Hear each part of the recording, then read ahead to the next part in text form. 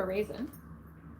Because I think I want to do custom zipper pulls with the laser for all the bags. And so for that, I am going to need extra time, I guess. So first I've got to figure out what color zipper pull I'm doing.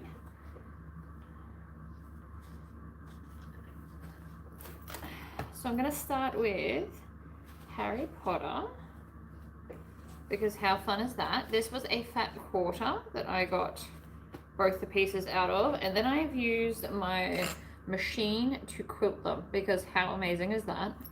So obsessed with machine quilting. I don't enjoy the quilting straight lines.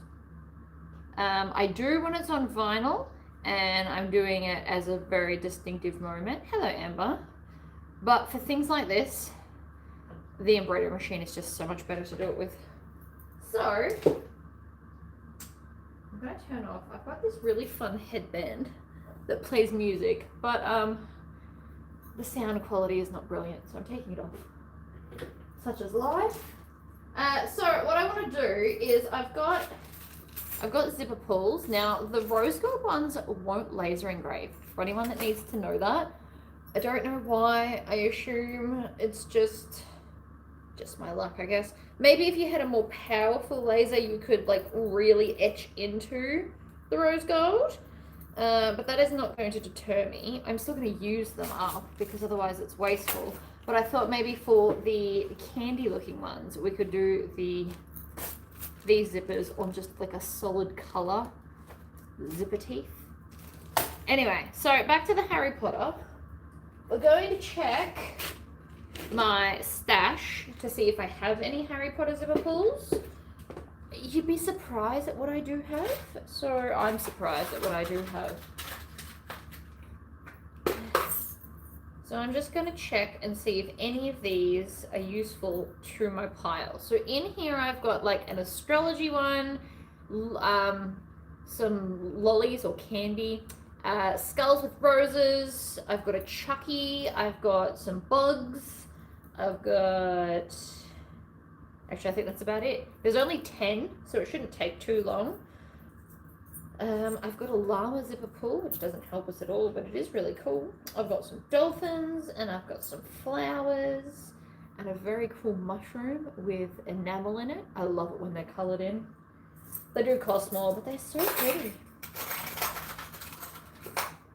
And then, this is supposedly for like an essential oils pouch, so that's what I'm saving it for. And then you can laser engrave these ones, that's really fun. She-Ra, all these things are unfortunately not matching up with any of my fabric. That's a Christmas zipper pull. Have I moved again? So I moved in here a few weeks ago because lots of reasons. But mainly because it is way more convenient to be inside. So I'm now officially in the house, in what I call the black tiled area, for obvious reasons of it has black tiles. I love it in here. It was a multiple reasons for moving. One, if it floods again out in our backyard, I'd have to move everything in anyway, because summer is coming, and summer where I live is very, very rainy. So that was one of the major reasons why I decided to move. But on top of that, my child can't just be left inside by himself, and by the sewing room being like in a physical other building, it just felt too far away to leave him unsupervised doing whatever he pleases for hours while I prep. So inside I can keep an eye on him because there's a window. Also, it's a money thing. I will use less electricity by only needing to run one air conditioning during summer instead of the one inside and the one in the shed. So it's just lots of little things, but I did convince hubby to let us be here permanently. So I made a new friend who just happens to be really good with interior design. So she designed where everything sits. This is on wheels, and I've just dragged it closer so that I can see comments, which are apparently not coming up. So rude. I don't know what happened. But anyway, I'll get it up in a second. Oh, I have a fairy. I have really cool zipper pulls. I really need to use them. I've got a Yoda, like a baby Yoda, probably more Grogu than Yoda. Batman, a koala, and unfortunately none of these match the fabrics that I've cut. Fast food, fairies. Where's Waldo? This one I'm probably never going to use. In Australia, we call him Wally. Where's Wally? This one's called Where's Waldo, so it just doesn't quite work out. Hello, hello. Okay, so after all that looking, I have no zipper pulls that match any of them, which is unfortunate. Just means that we're going to spend the extra time and make them because I want to. So I have, you have specialized zipper pulls. I'm gonna make them. So I got this made. I know a guy. So I gave him one of my zippers and I said, can you make a zipper holder so it sits in and sits flat? So that goes there. And then if you want to do both sides, you can also just kind of flip it forward and it will still hold. So it doesn't matter which way it is and it sits in. He also made me one that holds like 4. It's around somewhere. It's literally the same, but just wider with them all running up against each other. So this is not fantastic to put the zipper in. It's a little bit bigger, which means that I can do zippers that are also a little bit bigger. So you do still have to do a little bit of lining up, but it will hold the zipper flat and even, which is, you know, the hardest part. I was doing it in blue tack, and then the blue tack gets too hot, and then it goes weirdly sticky. It was like a whole thing. So we're gonna do it like this. And this does take an extra minute, and you don't have to do this, and I probably won't end up doing it for all of them. You can also probably do the zippers at the end, but it'll be way trickier. Harry Potter symbol. We're just going to do the HP because I'm very unoriginal. I regret nothing. So this is not about lasering today, by the way. This is about sewing. I'm just being ridiculous. Bear with me. These things make me happy to do. And if you've got the stuff, why not? That's pretty much my reasoning behind the whole everything. If you can, why wouldn't you?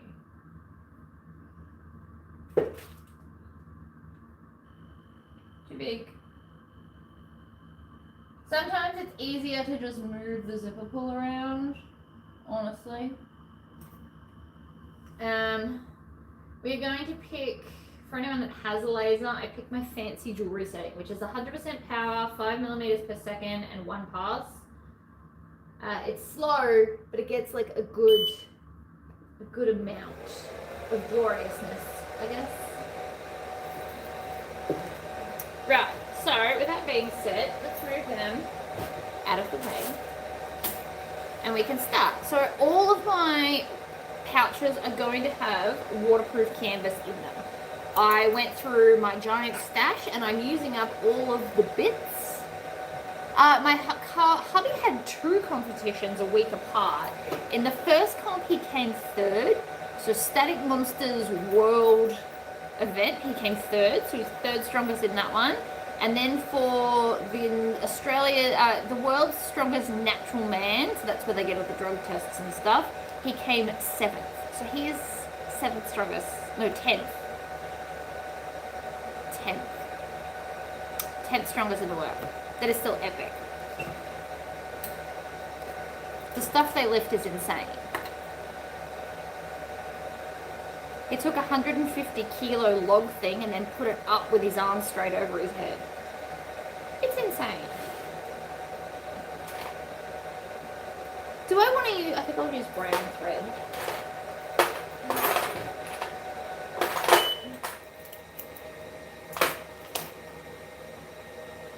So for anyone that wants to see, look at that. Beautiful. I know it's backwards, but you get the idea. So now what I'm going to do is I'm going to flip it the other way and put seems legit on the other side, because why wouldn't we? Because it's branding, people. Branding. So much going on. I have no idea how many of these 10 is going to take. Don't necessarily care. It'll take as long as it takes. Doing the zipper pulls is going to make it take longer because I've got to go find all of the designs I want to put on the zippers. But again, I think it's worth it. And even if I just wanted to do seems legit on all of them, you could just kind of process that in. Where's my bin? Oh no, I don't have a bin. We need a bin, ladies. Hello everybody. Hello Misty. Hello Jane. Alright, I'm getting my bin because we're not functioning, we're not throwing 10 couches worth of rubbish on the floor. I even emptied my bin this morning because there was a lot of rubbish in it. It was very full. Hello Miranda. I love this shirt. Captain Spaulding's Sigheid is amazing. He did an excellent bad guy.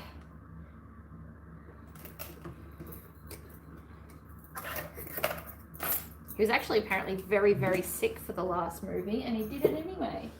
That's dedication right there. Okay, so zipper, I'm gonna go with this color. And I know it doesn't actually match the fabric at all, but I feel like it's just got the Harry Potter vibe going. And I regret nothing. So, the last thing we want to do is put my logo on the other side of the zipper. That's the only Harry Potter one I've got, so I only need to do one zipper like that. Pictures. I have a whole thing called Seems Legit logo, which makes life easy to find. We're going to shrink it down till it's nice and small. And then framing.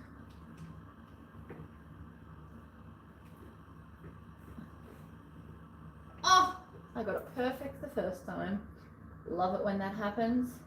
So personally, I have found that the bronze ones laser engrave the best. Don't know why, they just do.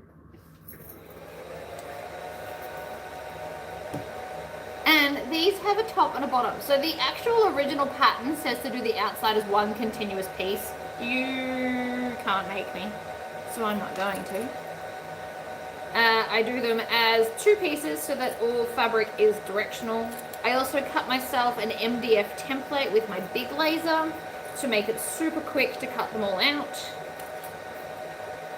It is the beauty of having a laser. Admittedly, they probably would be a little bit better in acrylic, but I can't do everything. And I need to accept defeat on certain things. I am using the waterproof canvas from the subscription boxes that Sandra and I did. You also want your zippers, your clips to face the exterior, not the lining, because we're going to sew it lining sides down. Because this is the area, this is the way that I'm moving, where everything will have waterproof canvas linings. Sooner rather than later, but you know, it's a process.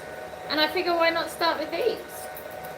So, we are going to finger press, and we're going to put both sides down and top stitch. It turns out it doesn't actually matter if we do it this way. So, if we can move something away from the zipper and make it easier, all the better. So I don't remember where I got the quilt block to do this. I can just tell you that I love it. It is amazing.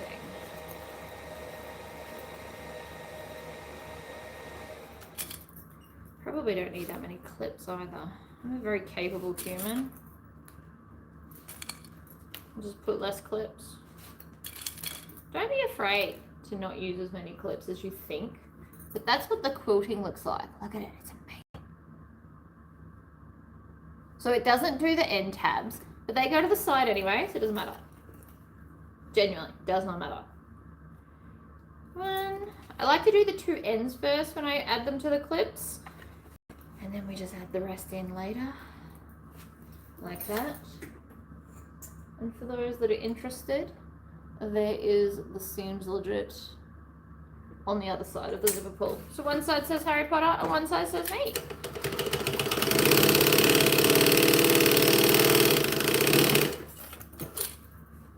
And then if you want to get super fancy, you can keep these together. You don't chop it off.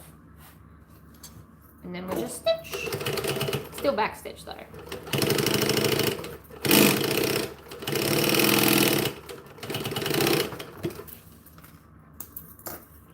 Then we're going to install the zipper, which is not hot because I gave it like a minute or so. Always handy to do that, honestly. Let's bring, there we go. What pattern are we using? So this is, it's called G Now. It's from Etsy. And the pattern comes with 4 sizes. So you get a small, a medium, which is this size, a large, and then one that fits hair accessories. So like hair straighteners and hair curlers and stuff. I did that one as a separate video recently. I did not put the link in the description of this video yet, but I will get there. And then I don't know where I got this quilting design from. I can't remember. But I do it as a triple stitch. So not just a single line. It goes forward, back, forward like this to make the lines really solid. Makes it look amazing. Takes 5 minutes to do each side. For anyone that needs to or wants to know. And then I'm going to also, I have here's some I prepared earlier. I made a whole bunch of Seams Legit tags with the laser engravable leatherette. So we're going to use those today as well. Because we can. So I've got black and I've got brown. I actually think the brown's going to look nicer, so we're going to do that. So I put it, and I don't know what the pattern says because we all know I don't really read patterns. I'm putting it 1 inch down from this curve here and then putting it in the middle, which is right there. So you can put them wherever you like. I'm putting mine right in the middle. You could put it up more and just do 1/2 inch down from that top curve, I suppose. Again, I didn't read the pattern, so I don't know. I also don't know if this is the way that the pattern says to make boxy pouches. I feel like you should all, if you've all been here before, you all know I don't tend to follow patterns. I follow my heart and do whatever I want, which I'm sure annoys some people. But I tend to always make things the same way, which should make it easier for your brain, really. So now that that's on, and I have now officially logoed my stuff, we're going to stitch the bottom closed. Now I'm not even going to pin this because I'll need to. Just line it up and off we go.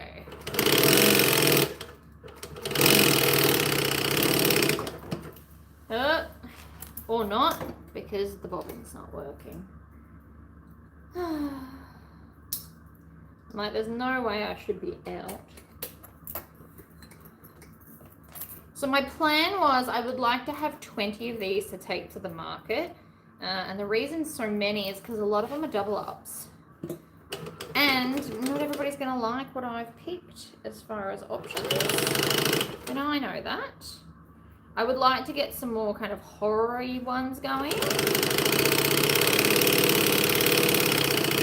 But in my defense, everything you see me sew today came out of my scrap fabric pile. So my mission was literally use up a whole bunch of scraps and just have less. So I've become the anti-hoarder of the universe by just trying to have less things sitting around. And that's not to say that I won't buy more, because we all know I will. But I don't need 4 tubs of fabric on hand at any given second. I'll never, like, it's just, it'll take me way too long to get through it, and then I will miss out on like new designs. So my belief is, and it might not work. Oh shit, what happened? Stop it. My belief is that I will now dedicate X amount of money each month to buy new fabrics, and I'm gonna have to start doing free orders, which I'm not happy about. I did just sell a whole bunch of mine off for really cheap. And then I spent all that money on more hardware. Whoopsies. But I have put in my cart, I have found a whole bunch of horror themed fabrics that I love. So there's that. Now I'm going to sew all 4 layers at the same time. That's also why it doesn't matter that we top stitch this, right? Because it sits flat anyway. And the first one of these I made, I was clearly not paying attention because I couldn't understand how it was wonky, and it's because the top tabs are smaller than the bottom tabs, and that's why it wasn't working out. So just whatever pattern you're using for a boxy pouch, just make sure you keep an eye on that. And if you don't want to, like if the pattern comes and the outsides are solid and you don't want to do that, it's totally fine. You just use the lining piece to do it that way. Or you cut the exterior piece in half. What happened there? Oh, I see what's wrong. No wonder it was giving me grief. It was like wrapped around this. So what you can do is you can take your exterior pattern, draw a line of in half, and then add a seam allowance. So I'm doing 1/4 inch seam allowance, but you could do 3/8 as well. You could do 1/2 inch if you really want. But yeah, add your seam allowance onto the piece, and then voila. I have 3 20-gallon totes full of other smaller totes. Yeah, see, I have decided, you know how there's always a running joke of he or she who dies with the biggest stash wins? I have decided I am not participating in that game because I would much prefer to be able to and not feel guilty about purchasing fabric whenever I want, because I only have 1 tub here. Don't be stubborn. So I am folding it in half and then attaching it to these ones. It's being a bit stubborn. Because it is such a small boxy bag, this does get a bit fiddly.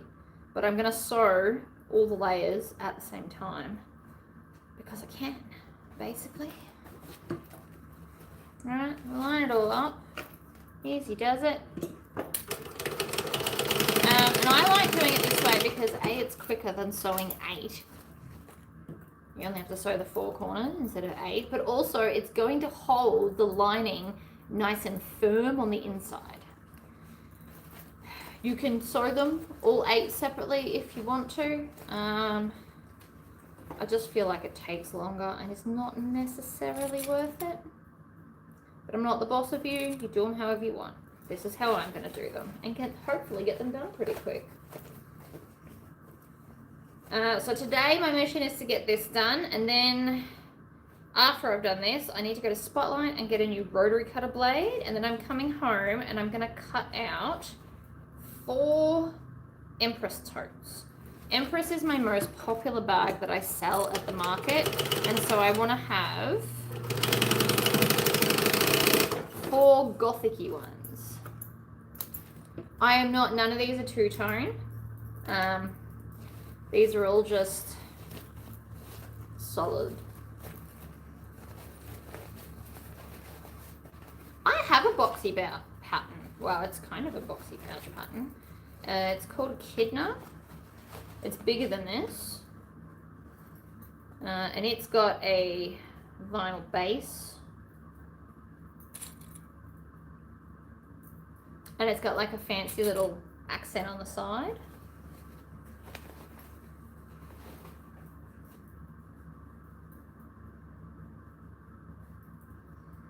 And it's got pockets, slip pockets on the outside too, actually, because, you know, sometimes for a shaver kit, you just want lots of stuff. I also bought an embroidery design to put on that too. It was from Urban Threads. It says, with great beard comes great responsibility.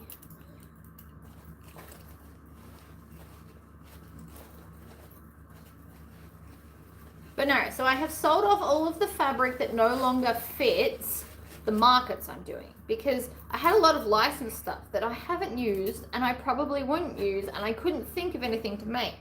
So I decided, why keep it if I can't even think what to make with it? And so it's gone. Well, most of it's gone. I've still got a little bit, and I can pretty much guarantee you that they will all the fabrics that I don't know what to do with will probably end up as boxy pouches. Or galumpus, which is a lunchbox, but you can also use them as packing cubes. So they might also end up like that, because little kids always need storage. Line it up, clip it down. I'm only using 2 clips per end. You might think that's a bit not enough, but I don't know, works for me. Stitch, back stitch, stitch, back stitch. Trim off your tails. Was that 4? I forgot to count. 1, 2, 3, 4. Lining. Find your zipper. Split her open. Push her through. You can actually push it through before you split it open. Sometimes that's easier. Right. Make sure all your edges are done. And then before I even turn it out properly, I'm going to roll in my fingers to get to the edge of the seam, put my fingers in the open hole, pull tight, pinch together, stitch down. No clips required, ladies and gentlemen. If you are an intermediate sewer or you've made a lot of boxy pouches, you should try that method where you don't use clips. It is much quicker. And so while we enjoy sewing, we do also want to be efficient. Right, and then turn it out. You want to make sure you push all 4 corners nice and shovey. Yeah. We're gonna have to fix that. That's annoying. I missed the very, very corner. But otherwise, adorable. So, see how it sits funny? That's because along this line here, you have to take it and then rub it on a table to create a crease so that it sits better. See? That already helped. But, oh, this nail polish. Where was it? Didn't I see a bit? Or maybe I'm tripping. Okay, no, it looks fine. So there we go, that's one done. So it's got that there, the zipper pull, Harry Potter, and then Tori on the other side. For those that came in later, we are laser engraving the zipper pulls as we go. So I'm going to chuck that over there because we don't, fell on the floor. I'm going to take my horror drink.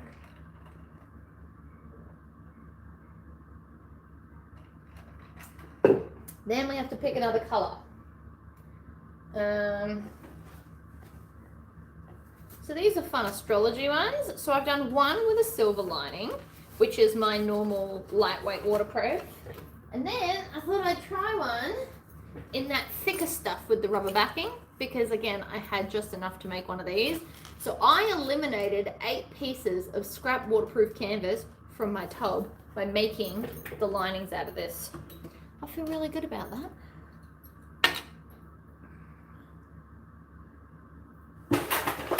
So I think for this, we're ignoring the giant mess that's happening in there.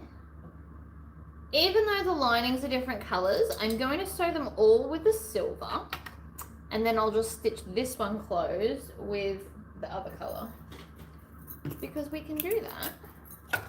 Just have accent stuff. So on that note, ow, that was my knee. Process.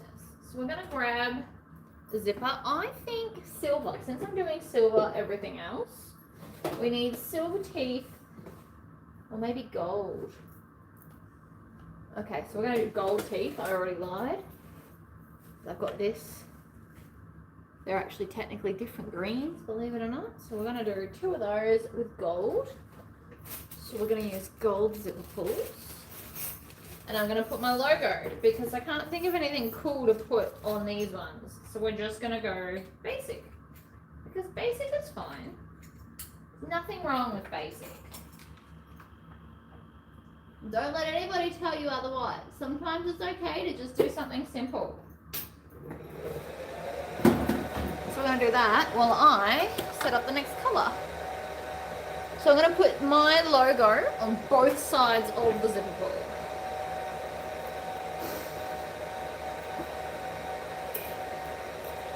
You should always put your logo on at least one side, and then if you've got the laser and the capabilities, put something else fun on the other.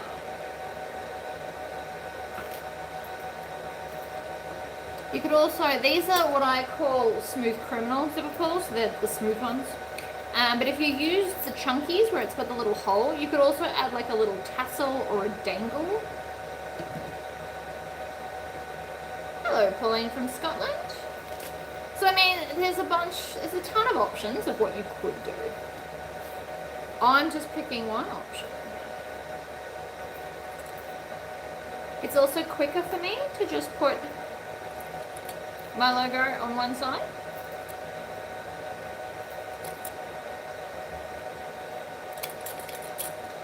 Or on both sides, sorry. It's quicker to just put the same thing because I can just basically hit repeat. It's a thing. May as well attach the zip to the other one while we're here. So on this one, I actually did a pale green quilt colour. I got a little bit fancy with all the quilt colours. It was really fun, actually. And so then while it was quilting, I was able to cut out a whole bunch of linings because I had to pre-iron a lot of it. Yeah.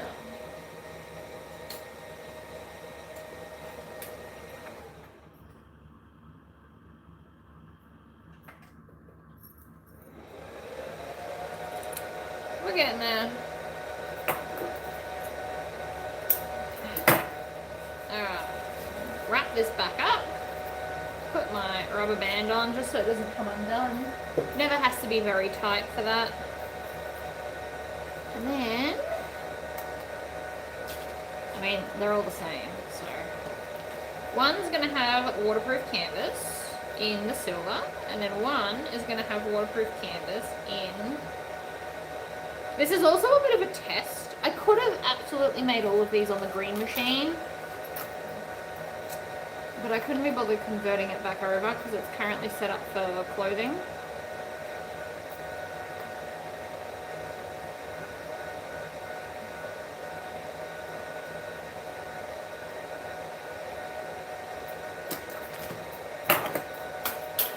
Put the scissors away, stitch, back stitch slowly so it doesn't cause me grief.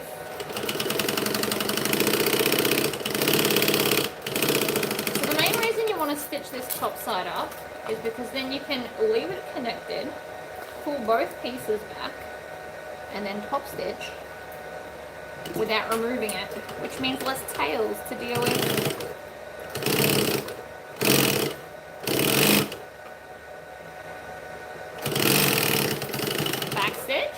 Grab your next one, and in we go.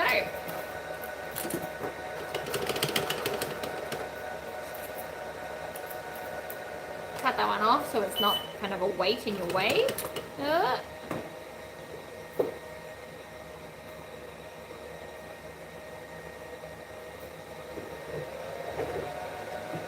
broke my thread. I've had this thread for ages. One of the originals.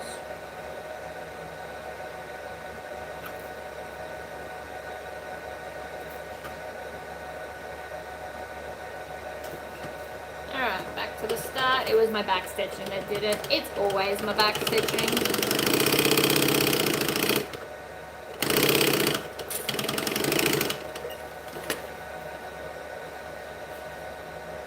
Or not. None of that worked, and now I have to re-clip it. That's annoying too. Why?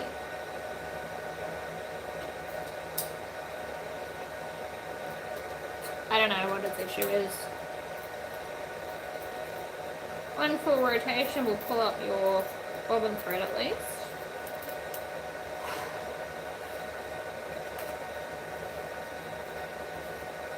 got ready for a live and missed the beginning because I was waiting on other live posts to start.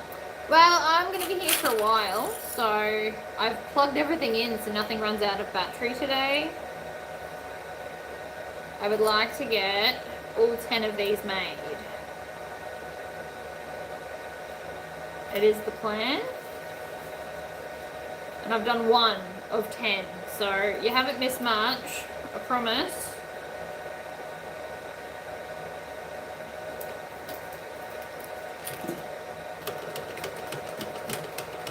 Right, slower back stitching.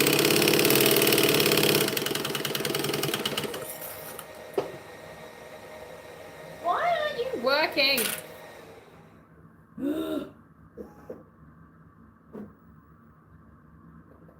going to change the height because it's not looking fabulous like it should, which is just rude if you ask me.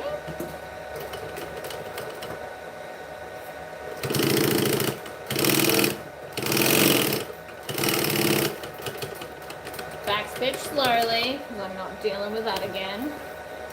And then we're going to match the lining first.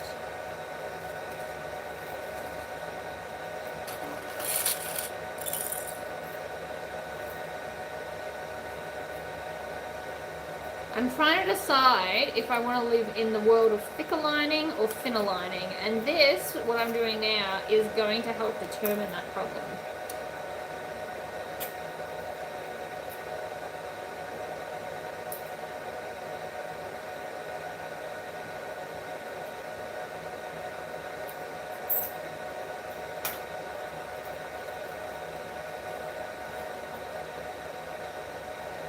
I always clip the 2 ends and then work my way back through the middle.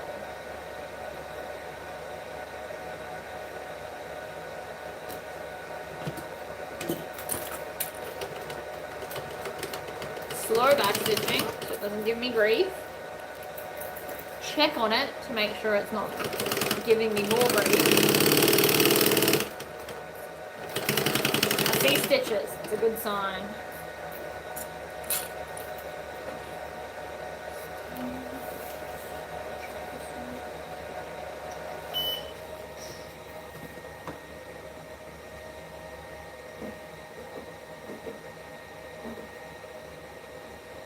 I don't know whether I need to go up or down for the changing of stuff.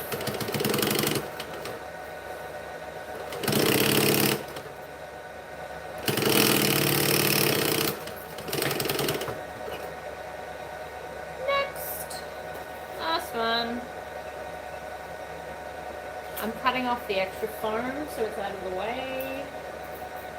This is peeled foam from Clark Rubber, by the way. This is not like our fancy bag making foam because it's cheaper.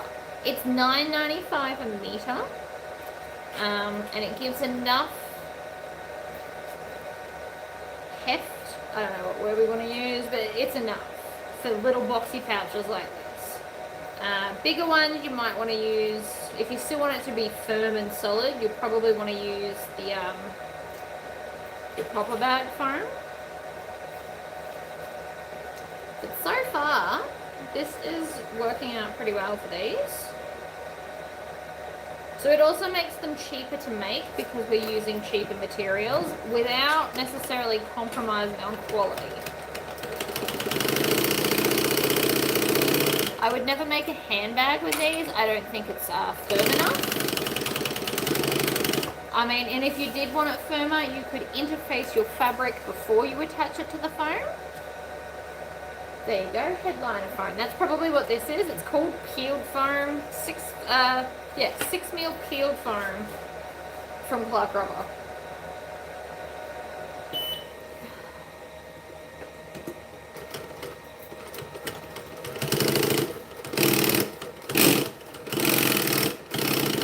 My hand's underneath because I'm pulling the lining tight to ensure that it's not getting all weird on the back. Oh, that worked better. Ta-da! I don't know if you can see that. It's got too much reflection going on, but it worked, so yay!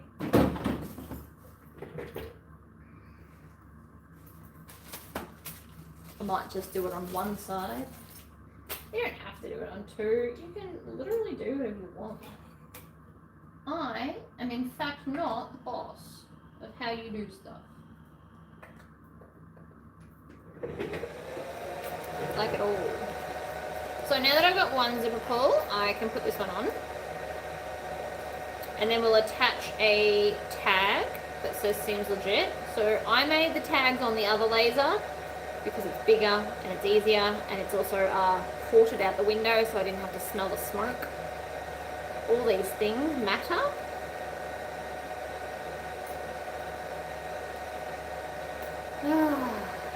Having some drama today, aren't I?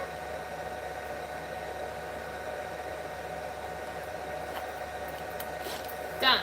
And the reason I put this on first is because then I want to determine, I always want the zipper closing to the left and then the tag on the front. And this is how I work it out.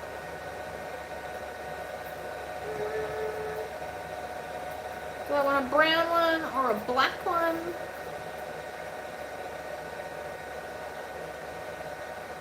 I think black. Black looks good.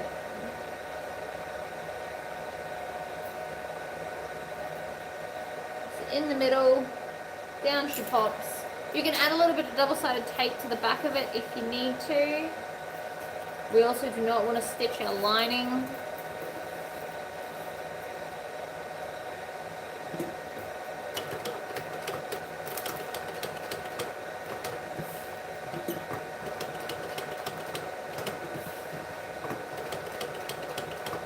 Yes, I get my head closer. It's so I can really concentrate. Gives me more focus, believe it or not. Did you work? Or are you giving me grief? See, it's still giving me grief. I don't understand why. It's fine. We'll stitch the other one on. And I just have to remember to put the zipper on the right way. You can do it backwards, I just don't like to.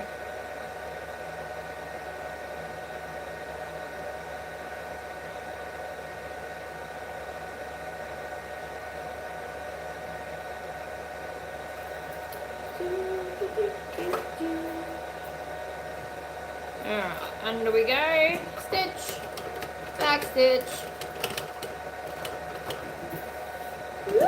Up we go. I don't know, I just feel like I can see better when I stick my face right in it.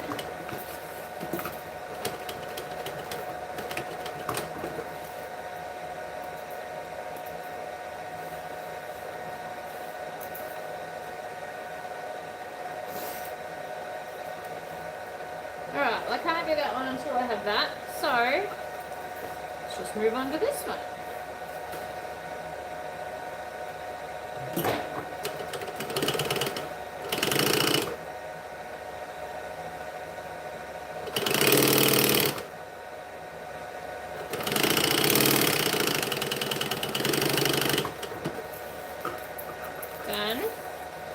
Trim those tails on the other end. I really don't need to watch that. There we go.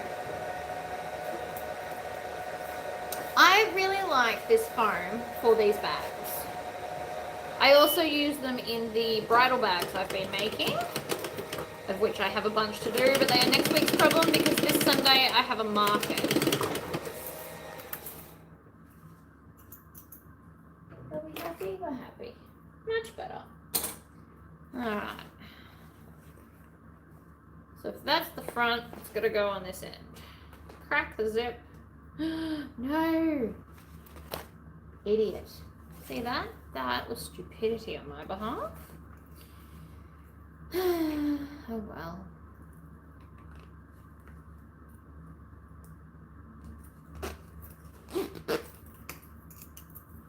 I wonder if I'm going to like lightweight or heavyweight interfacing, lining. It's not really ever a question I've thought about, but if I'm going to start putting waterproof canvas inside all my bags, I really need to know what I prefer and then buy a bunch. I'm also going to avoid black. Hello, Anna. I'm doing pretty well.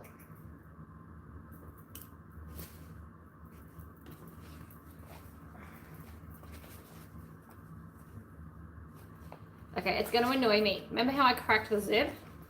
We're not living like that. So I zipped it all the way off, and then we're going to go again. Now, if you're new to sewing and you're worried that your zip will just split open, what you can do is sew over the edges.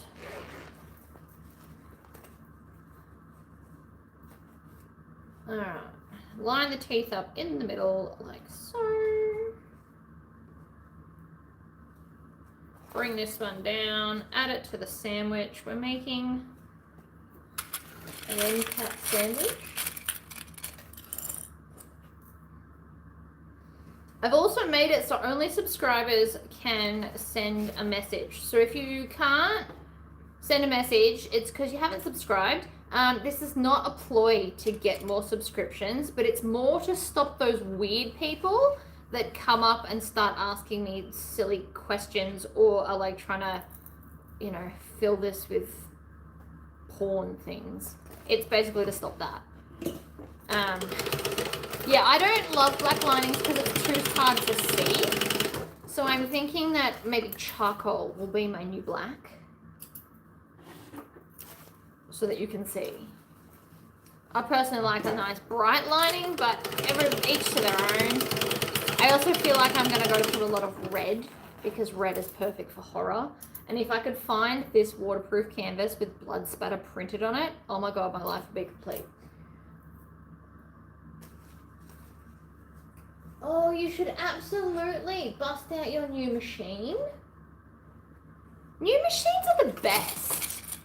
I can't release it yet because I've got to get it approved, the video. But I got a new machine. It's a tufting machine to make rugs. Now, I sucked at it to begin with. No point in lying to anyone. I was not great at it. However, I worked out that if I put 2 strands in instead of 1, all my problems went away. But I enjoyed playing with it. I now have a cool spiderweb floor rug. New tools, while they can be like, have a steep learning curve, they are still fun. You should enjoy them. You've spent your hard-earned money getting these things. You should absolutely play with them. I'd say raise your hand if you've got a machine you haven't touched yet, but maybe comment. Comment what machine you purchased because you love the idea but you have never touched. And if I've got one, I will try and do a motivational video for you. What machine did you get that you love but haven't actually used? It's still in the box or it's out of the box and sitting on a bench and you're just too scared to use it.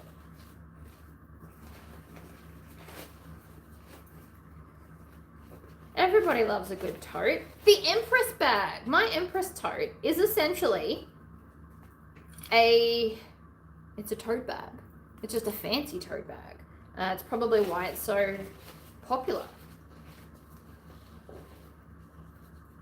But I want to go get some glow-in-the-dark thread today, and I'm going to do glow-in-the-dark embroidery on an Empress. Because in my head, that's amazing.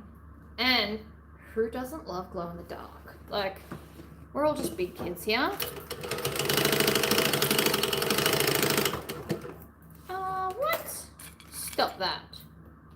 Stupid bobbin. Why? Why?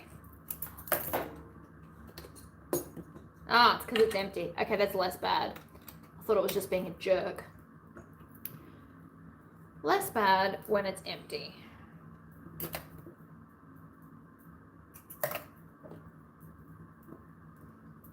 Dare I mention the industrial sewing machine? I know, Amanda. I literally video call you to like try and bully you into using it.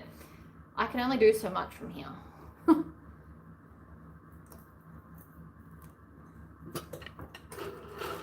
I'm afraid of new. If it was old school, I wouldn't be afraid of it.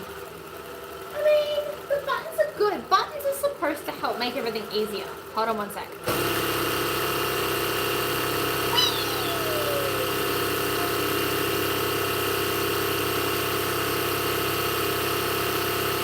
You should absolutely get glow-in-the-dark thread. Oh, does anyone, who's good with Google? Who's like a Google queen? Please raise your hand. We need to find glow-in-the-dark industrial strength thread to sew a bag.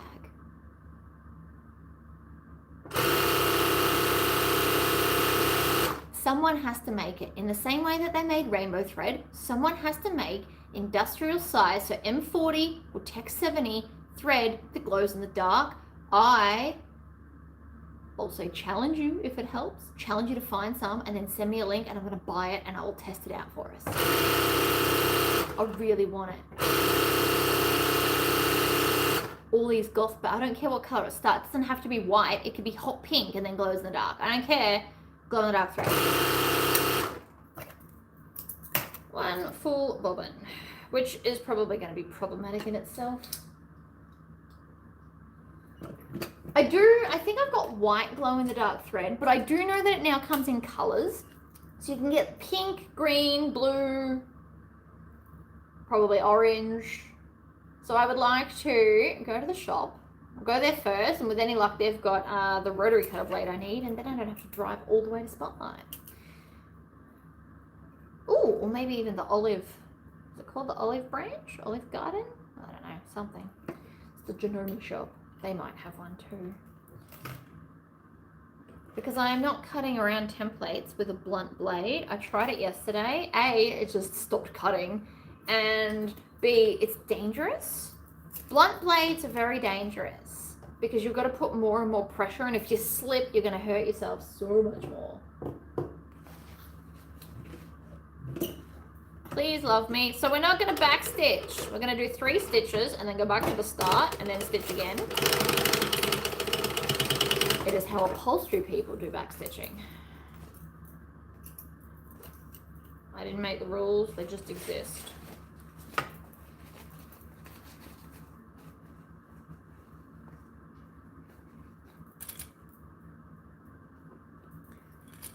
Two clips, and then you'll also notice I'm only clipping one end each time. Clipping too much at the same time just makes it awkward. Very, very awkward.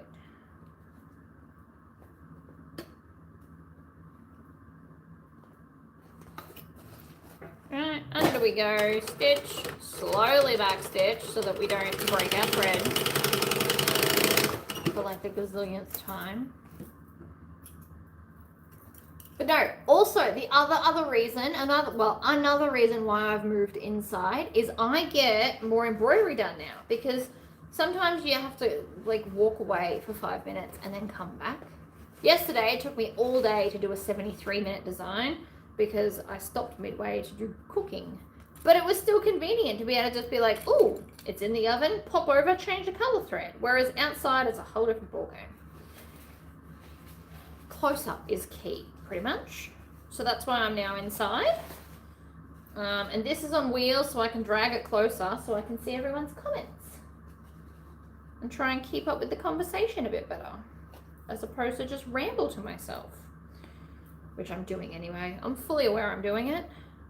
You haven't come here for me to be quiet though. That's just not who I am. And most of you will probably know that by now. See? Love the 4 ends.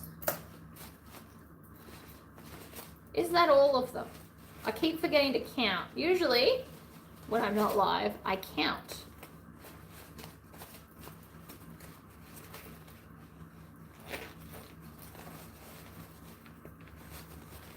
Shove, shove, shove, shove.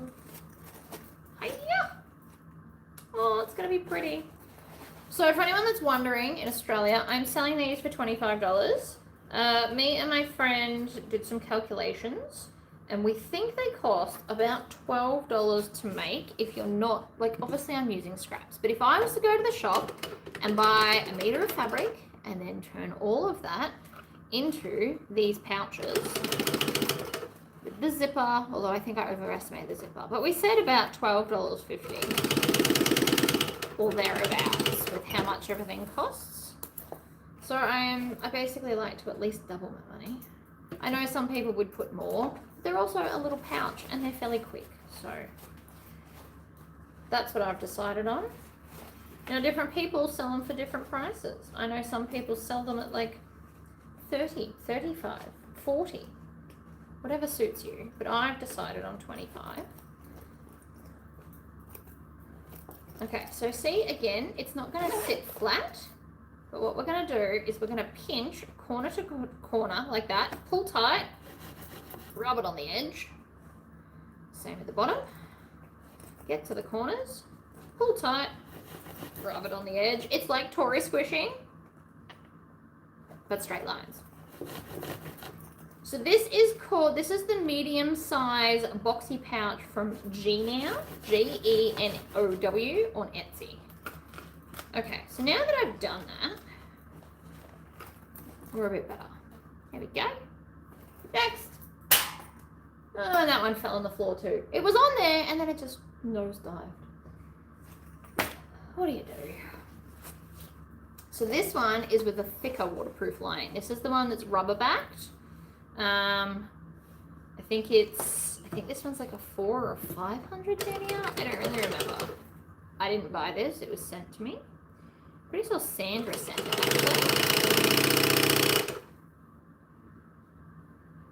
So the denier is the amount of thickness that they are. And I've used everything from 180 to 600 as a lining. Tents, you know, like big canvas tents, that is 1280 for anyone that needs to know that. So basically I like to, so there's a few ways you can price things. You can look on Etsy and see what's similar and then price according, like you can look at their finished product, and if your sewing is better or worse, you can kind of adjust from there. And I'm not saying that as like to be mean, but like different people are on different levels. When I first started, I sold bags for $50 because my sewing was not that great. I was using normal Goodman thread. Like it had a very different, a bag back then to a bag now is in a whole different wheelhouse, which is something to consider. So as you get better, you might want to price them better. Or maybe you just waited until you were super good before you started selling in the first place. All options are valid. Also, I need some more lighting. The sun just went down, and so now it's not very bright in here. How rude. But basically, you can double or triple. So double tends to be your pricing of all your stuff. Doubling it is theoretically wholesale, and then tripling it is what you should sell it for. But there's obviously a few exceptions.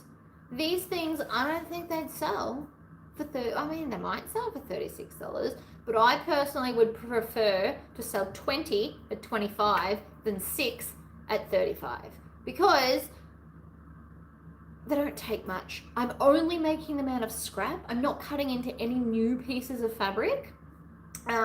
So like from a meter, I usually get a whole bag and then I've got this like random leftover bit.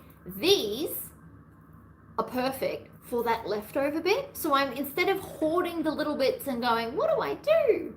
I'm using them to make more money. So that's how I'm justifying my price.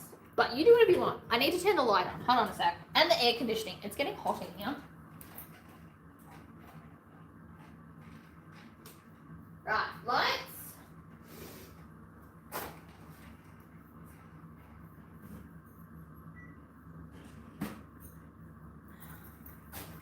There we go.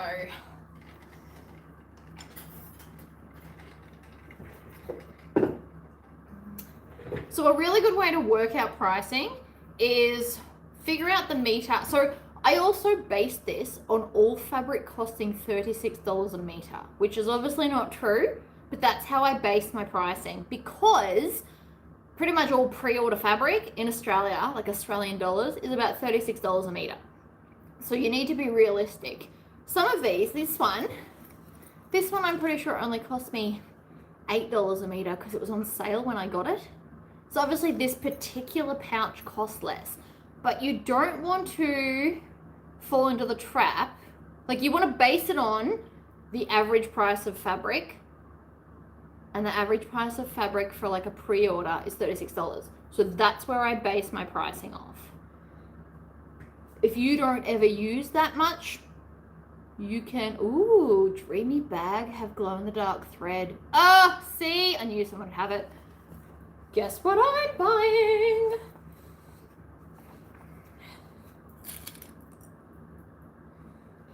How good. We're doing it. I need to buy something from Dreamy Bag anyway.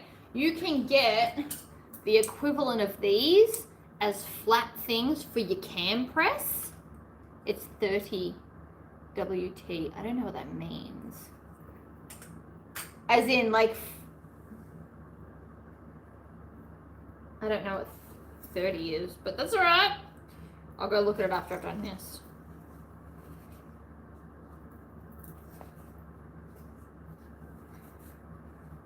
This waterproof canvas does feel good, and it will give probably more structure, but we'll see. I think I'm probably going to end up using thicker stuff for a lot of things because it goes better in the machine. 30 weight, as in like an M30. M30's fine. It's thicker than M40. The numbers work in reverse. I don't make these rules. So the reason I think I'm going to go with this particular waterproof canvas is because under the feed dogs, this goes nicer than the lightweight stuff. Tex 30. See, Tex 30 and Tex 70, I don't know which way they go.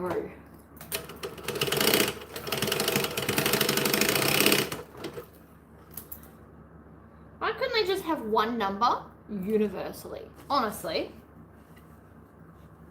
I understand like inches versus centimeters, but Tex weighting of like thread should not need multiple systems.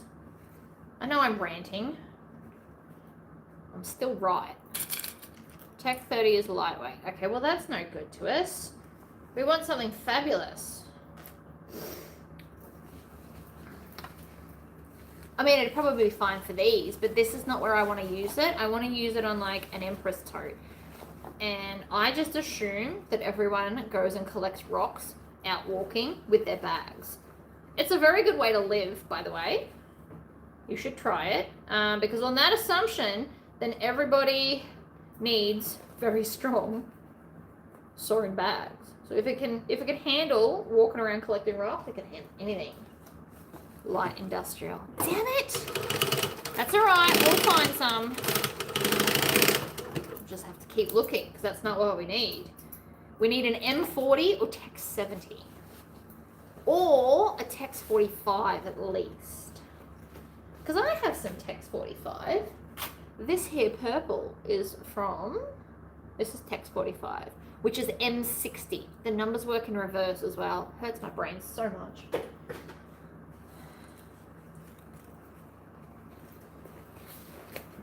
I mean, as cool as it would be to sell a dress, oh my god, okay, so I've got ideas for that glow-in-the-dark thread. You could sew a dress, like a black dress, and then sew a spider web onto it, and it would glow in the dark.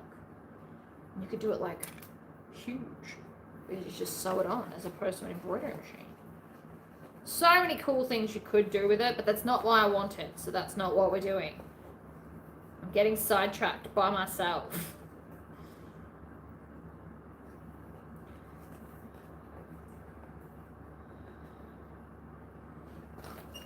I always say my child has the attention span of a goldfish, and I'm pretty sure he gets it from me. Don't know why I just thought of that. Yeah, no, I really want glow in the dark. I think that this could be a thing. Especially because I'm making a lot of like black bags.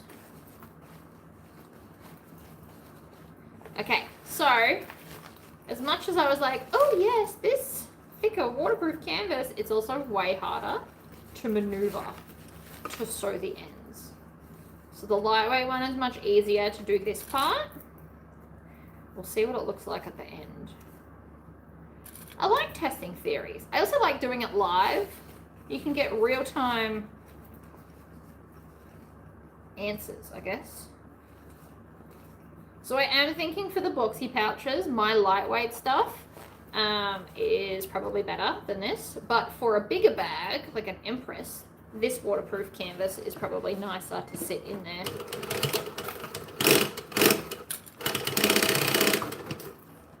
Shoot.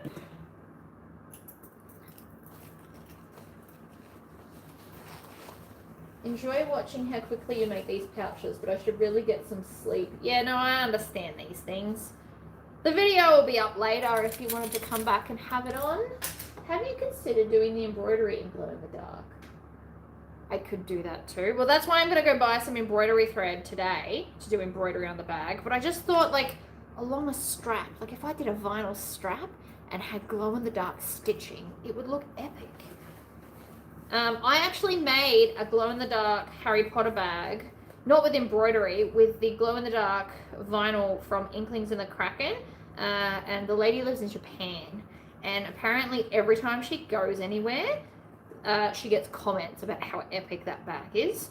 I've got to make her another one in different themed Harry Potter stuff. But she went, there's a new opening exhibit thing somewhere in Japan. And so she went the other day and they had to go into like a dark room and her bag started glowing. And apparently everyone was amazed and wanted to know where they got it. So glow in the dark, I don't care how old you are, it's awesome. You won't convince me otherwise. Alright, let's find the zipper pull. Open this bad boy up.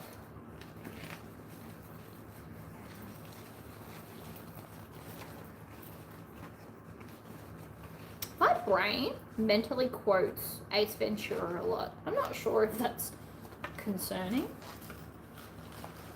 I just went shove it through and then my brain's like, what are you? HR shoving stuff? I'm aware I'm insane. Oh, come on. Okay, so see how this is harder to turn through? That's annoying. Don't love that for me. Let's change the thread over.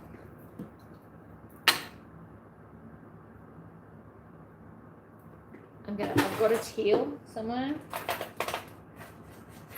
I have all the colors. I am ridiculous in having all the colors. But it wasn't like, I didn't just decide one day, hey, I'm gonna buy all the colors of the universe because that would be expensive. What I did was every time I had to buy a new color, so I think I started with black, blue and purple and red. I think I started with 4. And so every time I had to replenish one of them, I would buy myself a new color to add to the collection. So it was like a slower process, much less dramatic. See, so this one's bonded nylon M40. I do love my M40s. Test sewing with 2 strands of embroidery thread glow in the dark running through your needle together.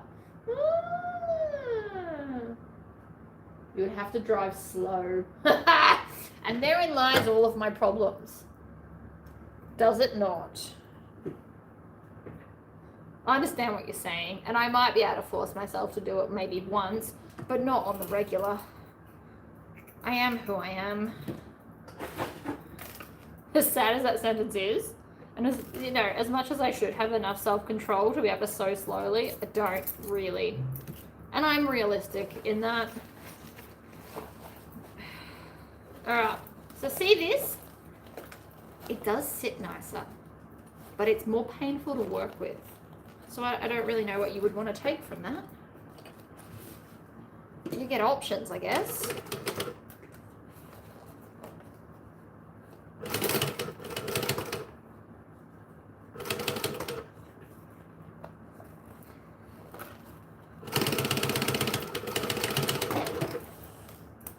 Pretty sure this said bird's nests because I heard it. The longer you play with the machine, the more likely you are to hear. Also, nobody answered me about, do you have a machine that you bought and don't use? Does that mean we're all using our stuff to its full potential? Because that's wonderful news. I fixed it. It's no longer bird's nest, is it?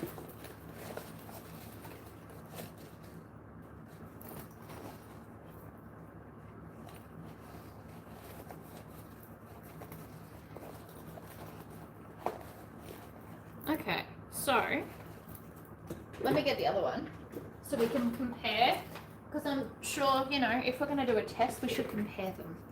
So this one sits firmer already.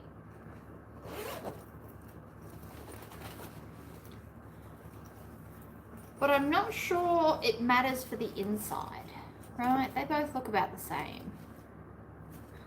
but this one sits firmer, so it's like I've added extra interfacing to it, as opposed to this one that's a bit floppier. It's not necessarily a bad thing. Also, this one's heavier because of the different interfacing. So, I don't know what to make from that, really. I like the lightweight better for card slots and things, but I do think I like this, but it was harder to turn through, and it was slightly fiddlier. So, I don't know, guys. But there you go. There's the options. Let's move on to the next colour.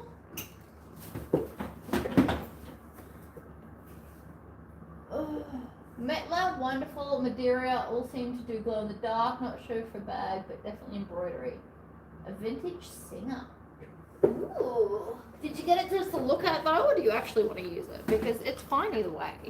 I'm not judging. I'm just saying. Let's do this one. See, this was a scrap that my friend gave me. She cut a bandana out for a dog, and then there was like enough scrap to cut exactly one of these, which worked out. Actually, let's do the pink ones, because there's lots of pink ones. So this, again, scrap. So this one I actually did the embroidery in red. I was gonna do it in pink and then forgot to switch it over. But I think it looks just as good in the red because it's got a lot of dark pink in the design. So I've also used dark pink lining. All the things, people, all the things.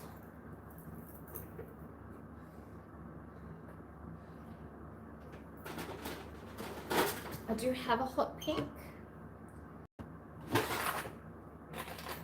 And I've nearly got a bobbin for every colour at this point. Hello, Diane.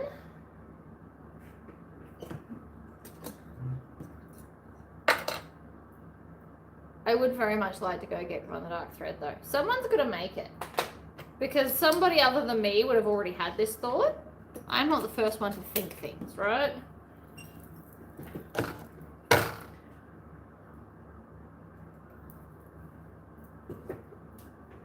Also, after this week, I am going to design a zip around coffin wallet and a zip around and a coffin backpack. I've decided to do some coffins because Halloween's coming up, and mainly because also I think my customers would enjoy it. And I've been dreaming about it. I was daydreaming about it in the shower today, actually. Alright, so we're going to go with these.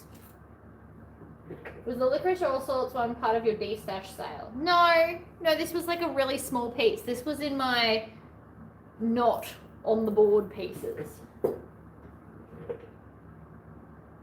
Yeah, so technically there's a skull right here, but you can't see it.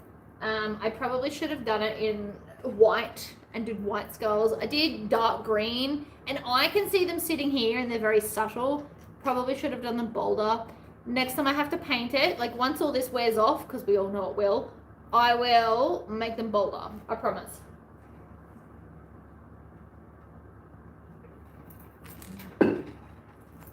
Alright. Zip on! Oh, if only that was long enough. Ah, doesn't matter, I've got more. Never mind. Ignore that previous sentence. So I'm going to do this with rose gold zipper pulls because I just feel like it. You should all paint your machines. You know how much fun it was? I had fun. Even with the airbrush hating me, I still had fun. It was awesome.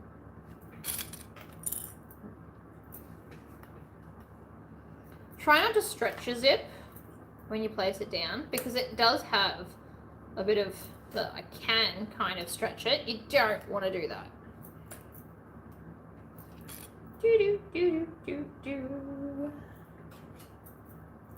Are you using number 5 zippers? I sure am. I no longer use number 3s unless I'm making a dress, and then I buy them pre-bought and made and stuff anyway.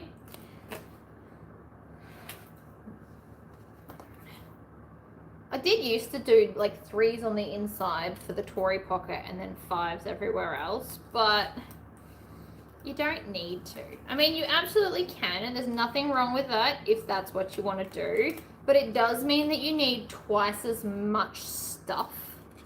So you need the same color zipper tape in both sizes. And then you need 3s and 5 zipper pulls in all the hardware colors.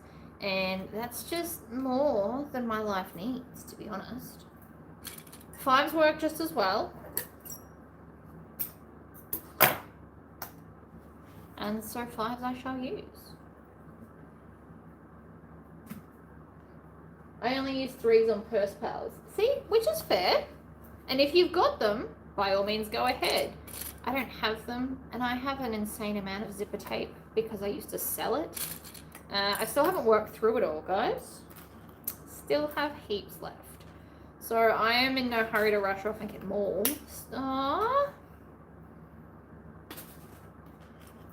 Makes me sad when they break. These are the black sparkly ones that Sandra sent me. I do love these clips. They've got green glitter in them. Like, how could I not love them? I've also been using up all of my scraps to make purse pals. So I use my Cricut machine to cut the zipper, the card slot half. Where did I just put that rubber band? Did it fall and I missed it? Did anybody see? It doesn't look like it's in the bin. I don't know. It's alright. Oh, it's on my wrist. Thank you. Yes. I'm an idiot. I also don't use the... Oh, there's another one. I also don't use these solid colored zippers much anymore either. But that's also partially because I'm trying to get through all of the other stuff. I can't remember where this was from. I want to say maybe Mirzen for the pink. Lots of people are doing waterproof canvas now. I'm trying out all the styles until I find one I love, apparently. I didn't know I was doing that, but here we are.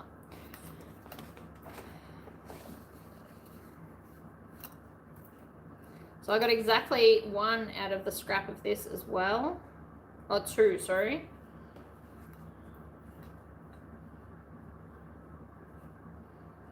So if I get time later this week, I would like to make up a few more of these, but only do ones that are actually spooky. So like a Jace, I've got a lot of cottons because I kept all of my horror cotton. I've also found some more that, oh my God, I found one, it's like the Brady Bunch with the light blue background with the cubes, like the intro to Brady Bunch. But it says the Bloody Bunch, and it's all of the horror characters. And I just think that that was amazing. So it's in my cart to purchase, just not today.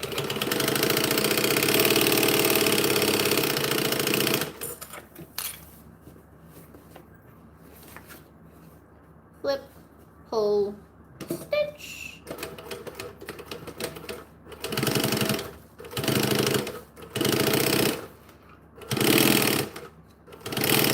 Now I do technically have 2 shades of pink.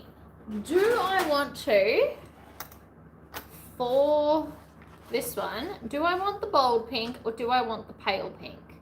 I do understand that this matches the lining better. So do I want to switch or not? You guys let me know. I'll just keep sewing this one in the meantime.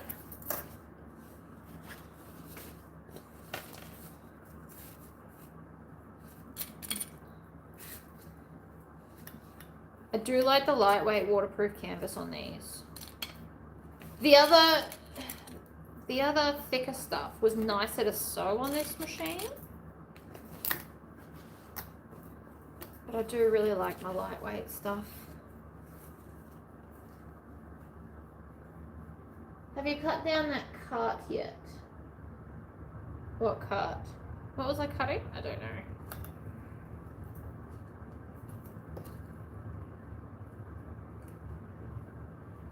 I've got to do a mock setup this week as well. So if you guys want, I can do it live. I'm going to tape out I'm going to do it inside because technically I work inside anyway. So I'm going to tape out the 3 by whatever size space I actually have. I'm going to tape it out on my floor, and then, so I can't take my gazebo anymore. So you know my awesome solution where I made that thing that holds all the bags off the gazebo? I got to use it like, what, 3 times, and I can't take my gazebo anymore because I'm inside. And if I go outside, I can't have power, which I need for the laser.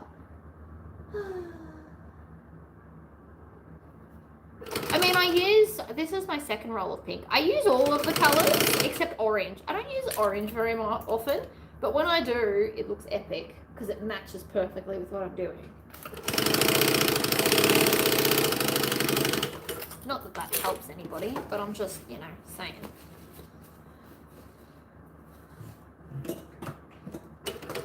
I obviously use black a lot.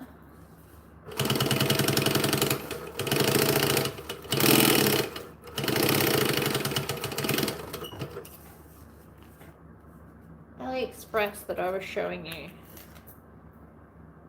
Oh, did I get the cart full of fabric? Not yet, no. No, I have not.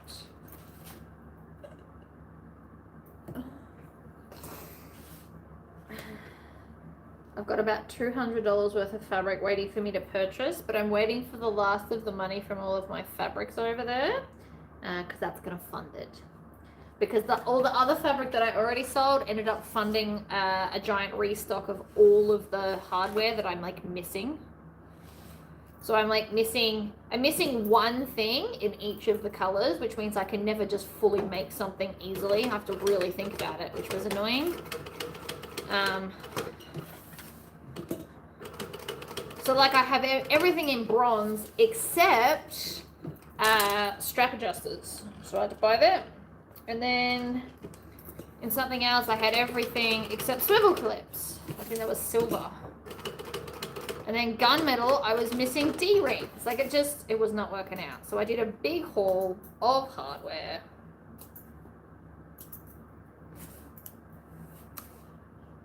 Tori, have you thought about putting a 2.5-inch tab in the middle of your zip so you can hold the bag at either end? Oh, like a tab here.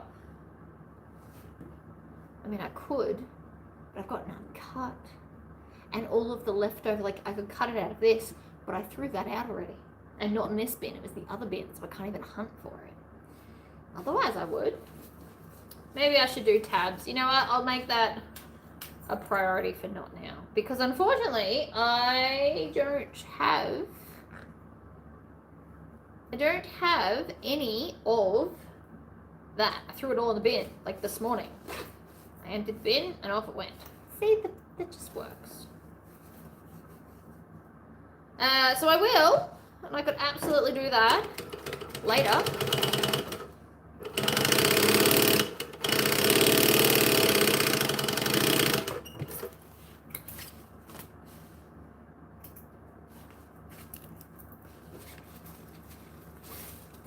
Okay, so these are also taking me a lot longer than I thought they would, which is disappointing.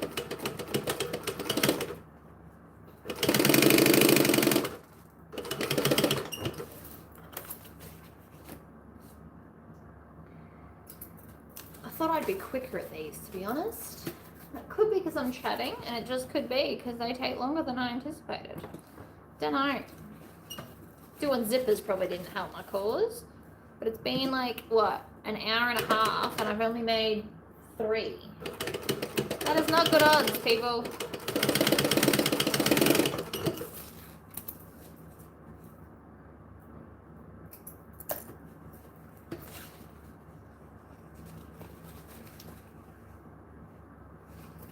I do always sew slower. I know this might be hard to believe. I always sew slower when I'm live because I'm concentrating on what's happening.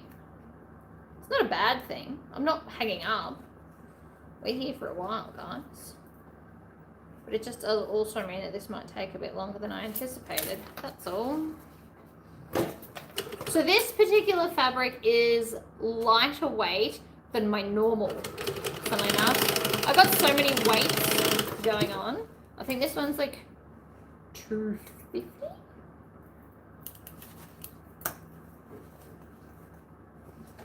I believe that is quicker than when you did the video without the live chat. Yeah, but I like being live. Sometimes, like, you've already seen me make this. I've done this in videos already. So basically, the first time I ever do a pattern, I won't do it live. Because if you want to learn how to make it, you go watch that tutorial. These ones are more about, you know, insights into my crazy ass brain. I can tell you what's coming up.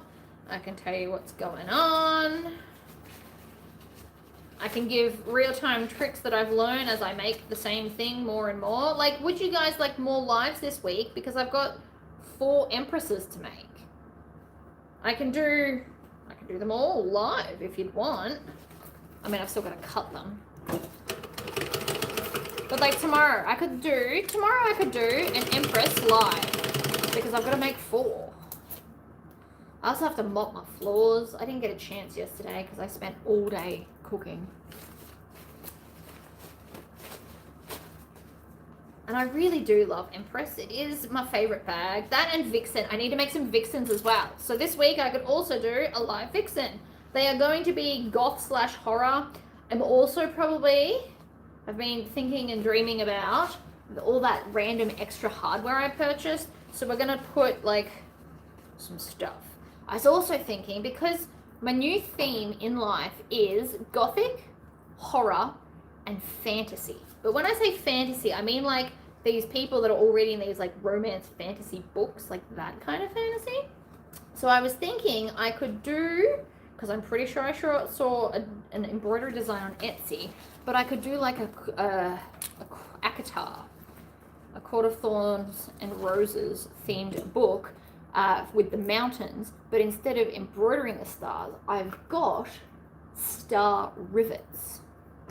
This is what my brain thinks of in the shower, guys. This is how my brain operates. Have a shower, think about hardware. Good job, me. But alright, so that's what I was thinking about in the shower. Leave the floors. I add a little bit of webbing handle strap at the end. Oh yeah. I mean, it's too late for this one. And my issue is I don't have a lot of like binding and webbing and stuff. And again, I threw out all the bits, or I would totally just use that. So maybe we'll do that next time. The next round that I cut, we'll start having tabs.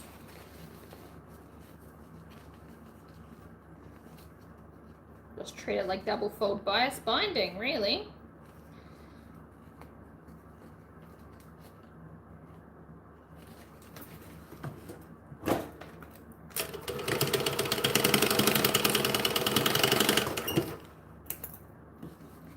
Make sure you trim all those tails. It will, for something so small, it will actually add weight to your bag.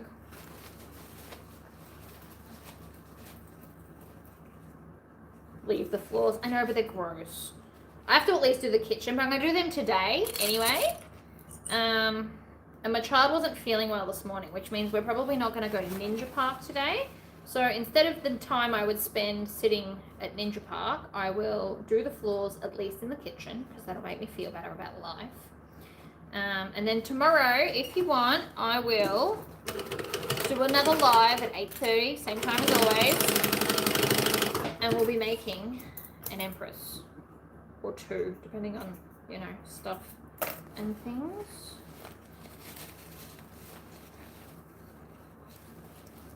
Is that all of them?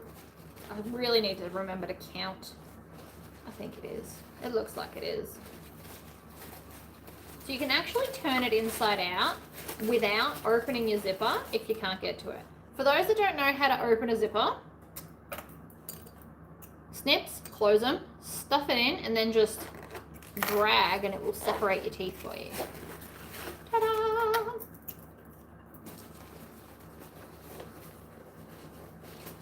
Alright, roll it to the edge, tuck the ends in.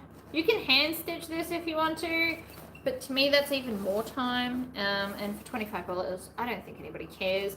Also, has anyone been to Kmart lately and had a look at their boxy pouches? they've been doing fluffy ones with directional print, and one side of it is literally just upside down, and apparently either nobody notices or nobody cares. So keep that in mind when you're making stuff too. I care because I care, but if you don't care, you could do this whole outside as one piece, which is less sewing.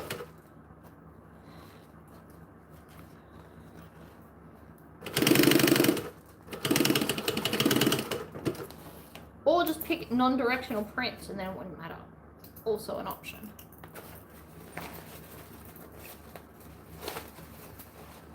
I mean, it does look good. Somebody will love this. Well, whatever your equivalent to Kmart is. I think Kmart's internationally feel a bit different ultimately, but like your cheap everything store. So like Walmart in America. So whatever your equivalent is to that. See that? Beautiful. Ha! That actually made it where I needed it to. I love it when that happens. But yeah, so like wherever your cheap shop is, go have a look at their boxy pouches. And you can see that their quality's not great. And you know what? People still buy them and don't care. They don't even look at the stitching. We look at stitching because we're sewers, right? Oh, don't tell me I don't have a bobbin. Oh, I do. I thought I did. This, I need to get those little clamps for the extra large bobbins or a bobbin box or something because they're going everywhere. Not ideal. Add it to the list of crap I need. Never pull your thread through your needle. You will most likely bend it. And then if it is bent and you don't notice, you can damage your timing and it becomes a very expensive problem.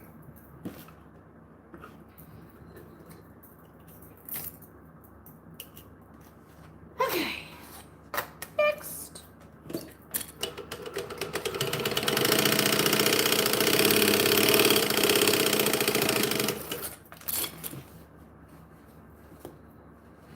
But no, so boxy pouches are everywhere. I have a friend who might still be here who's going to do them as a whole set. So you can get one of each of the sides. You could absolutely do them as a set. I love sets, but more handbag sets. But like some people like what they like. So if you wanted to, you could also do sets.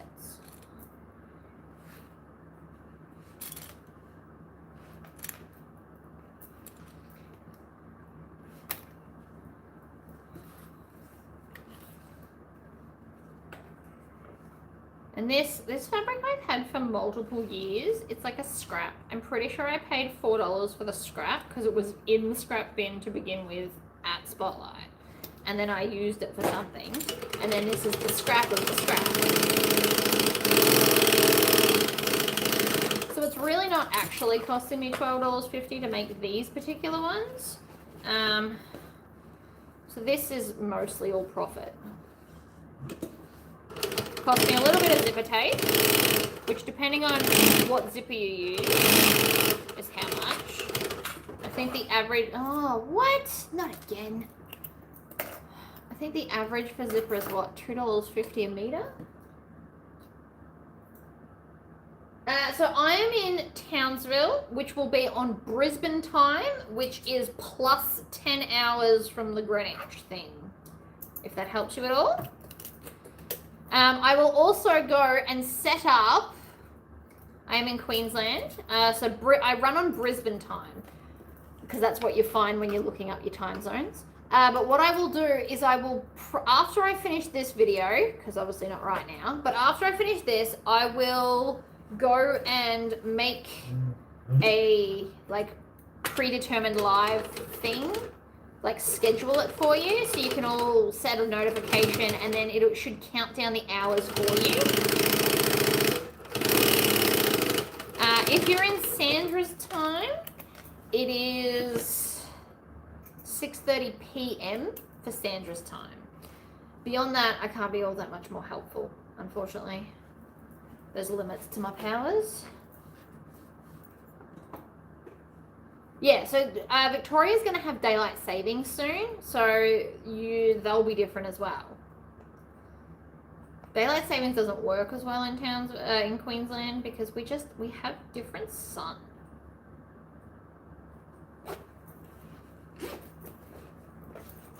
It is totally a thing. In a perfect world, I'd have a fun color. Actually,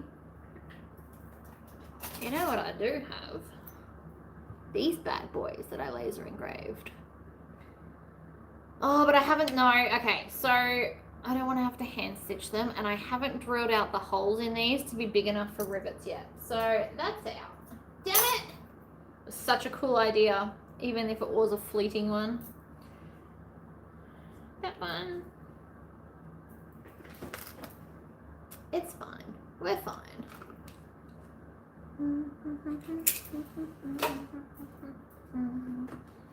There we go.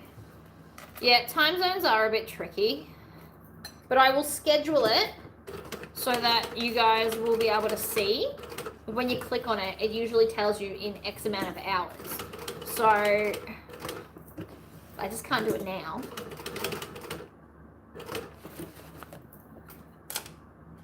Ran off the edge. Whoops.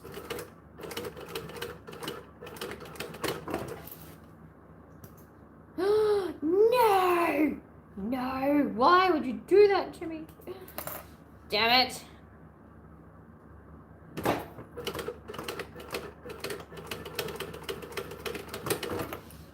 Okay, now it's not even stitching. Jerk. Why do you hate me? I wasn't even stitching fast then.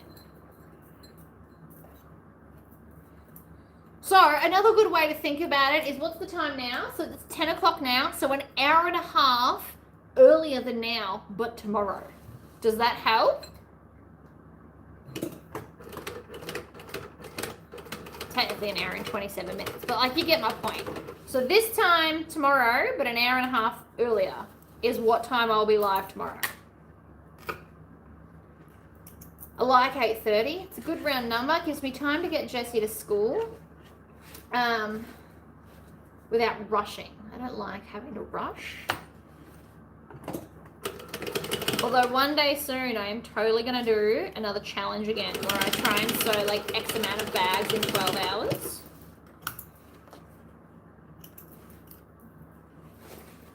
Because that was fun. I really had fun doing that. Had a cheese board. Smashed them out.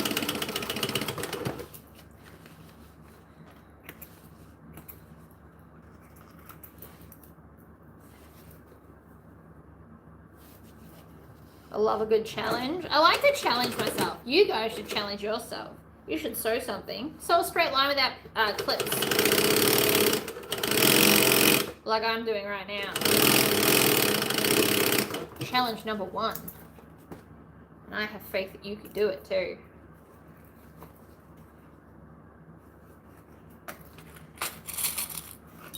Yeah, see? 12 hours of sewing. Like, it was a lot, but I did get all the bags done, and I didn't think I would. I can tell you right now that if I wasn't live, I would not have absolutely got that much done in a day. So even though I theoretically sew slower while I'm live, I got more done that day than I normally would. So maybe we could go into, let's do a Christmas one or a Halloween one. I don't know. How quickly do you guys want me to do another challenge? It'll be a 12-hour challenge. It'll have to be on a weekend where my husband's home, because I won't be able to get up and help my child, obviously. We should totally do another challenge. It was fun. It was a great day. You should all come sew with me. But what should I sew for the challenge? I'll let you guys pick this time around, because I picked last time. I picked which bags I was going to accomplish, which was still a very varied amount. But I feel like we should do another one. So, would you like to see like a day of boxy pouches in different sizes? Or would you like me to get X amount of things done in the 12 hours? Or like, I don't know, 12 hours of prepping. I would run out of containers for that. Also, that'd be very hard to video. It'd be an awkward angle. So probably not a prepping video for 12 hours. That's a bit hard. Mainly just hard to record. So my previous challenge was I had to get 12 bags sewn up in 12 hours. And no 2 bags were the same. And most of them had different thread color as well. Because I didn't even think that through. I was like, I'll just do whatever I feel like.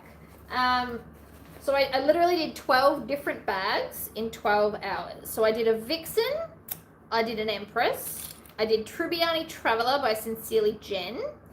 I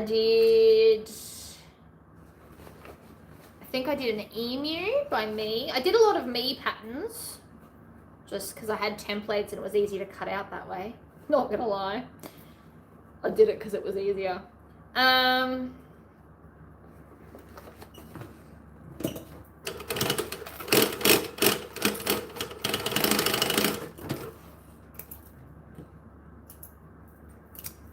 What else did I do? I did a possum pouch. I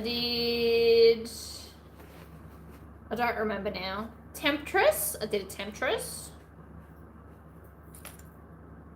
I mean, we could do wallets. We could do boxy pouches. But I'd have to do different size. Ow. Ow. Ow. Kangaroo. I definitely did a kangaroo. I love kangaroos. That's currently the bag I'm carrying. I did list them all in the description of the video if you want to go back and have a look. I don't think I listed them in order because I didn't have a planned order. I just grabbed one and went, oh, I feel like making this. Not for a challenge, but a video showing how you set up your cricket for cutting a bag. Okay, I could do that.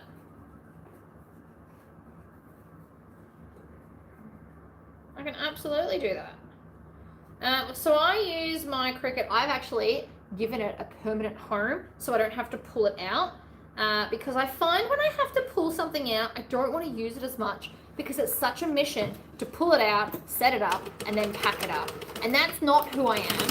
I don't want to have to spend that much time just being able to use something. So the way I've set up this room is all machines are out, plugged in, and ready right now. So the embroidery machine and the lasers, all 2 lasers, an embroidery machine and Cricut, and both my printers are all plugged into a PowerPoint. I mean, they're off, but they're plugged into a PowerPoint so that I can use them whenever I'm ready. The only thing I have put away is the overlocker, and my domestic machine is technically still out in the shed. I haven't even brought it inside yet because the domestic machine I bought for a 1-step buttonhole. That's all I really use it for. And the overlocker only needs to come out if I'm going to make clothing. And I sit it on top of the green machine table. So they're the only 2 things that aren't plugged in that require power in my space. And everything has a permanent home. So if I feel like right now making myself a new shirt, I just have to go to the computer and then turn on the machine. I don't have to pull it out. I don't have to worry about stuff around it. It's just good to go. And I understand that you might not have space for that, and that sucks, but fair enough. But I made sure I made space, which is also why I need less fabric, because I prefer to just have everything ready to go.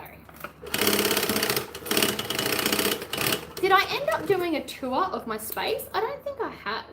Maybe I'll do a tour for you as well. I do like Goddess of the Sea. That is my favorite needle and anchor pattern. I could totally make another one there.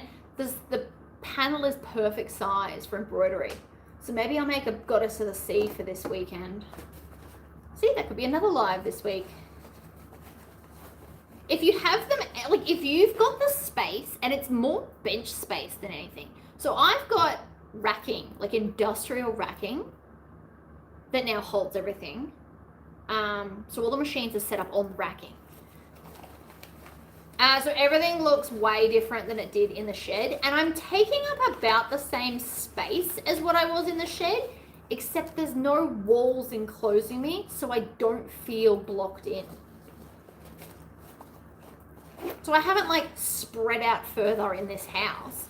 I don't have walls enclosing me, so it feels bigger, even though I'm not taking up most of the space. And I'm good with that.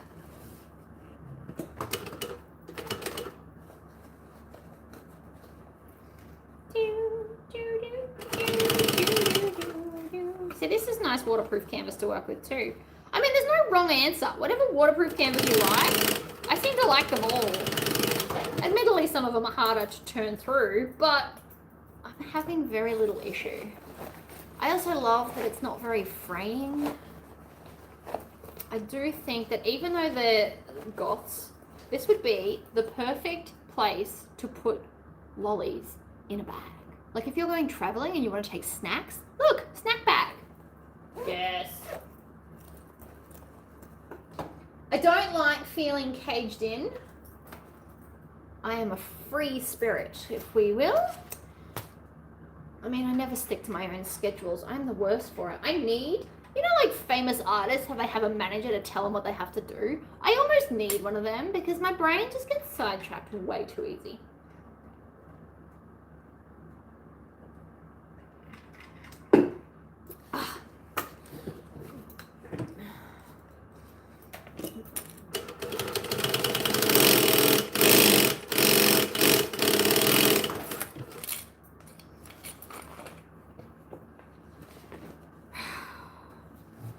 And if I ever get a 3D printer, I do technically have a home for it already. I've like blocked out some space. We just don't tell my husband that. I don't know if he could deal with any more things. But if one just happens to like fall in my lap, then so be it. Can't argue with those kinds of things, can we?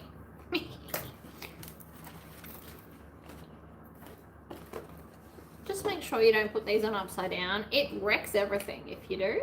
Been there, done that. When I wasn't paying attention.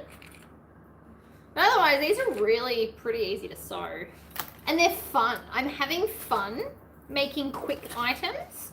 It's also why I don't knit, right? I don't have the patience. A 3D printer is expensive and are they hard to operate?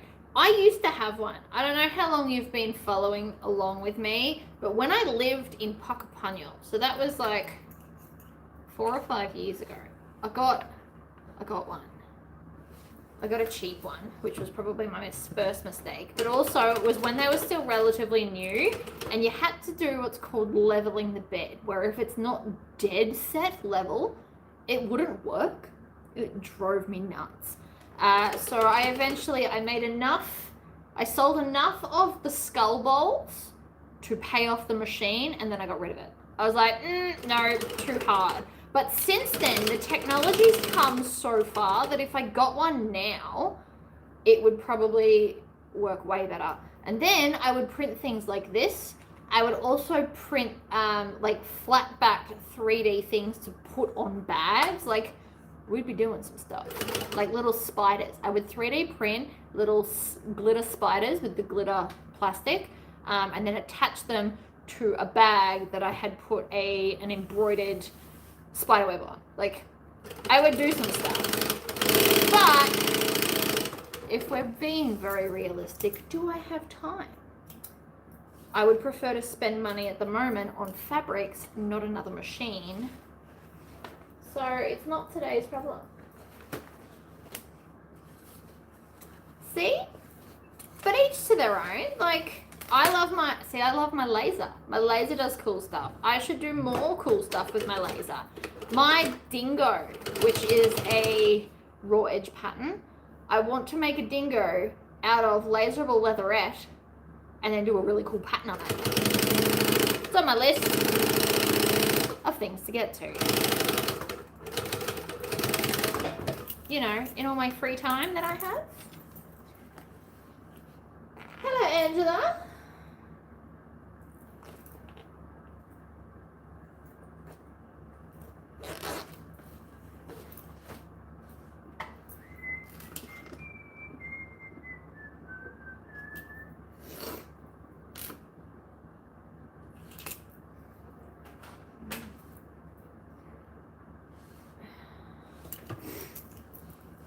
But the hardware bowls and the Lord of the Rings bowls are awesome. I would also really like to do sewing themed bowls for those that are not into Lord of the Rings like I am.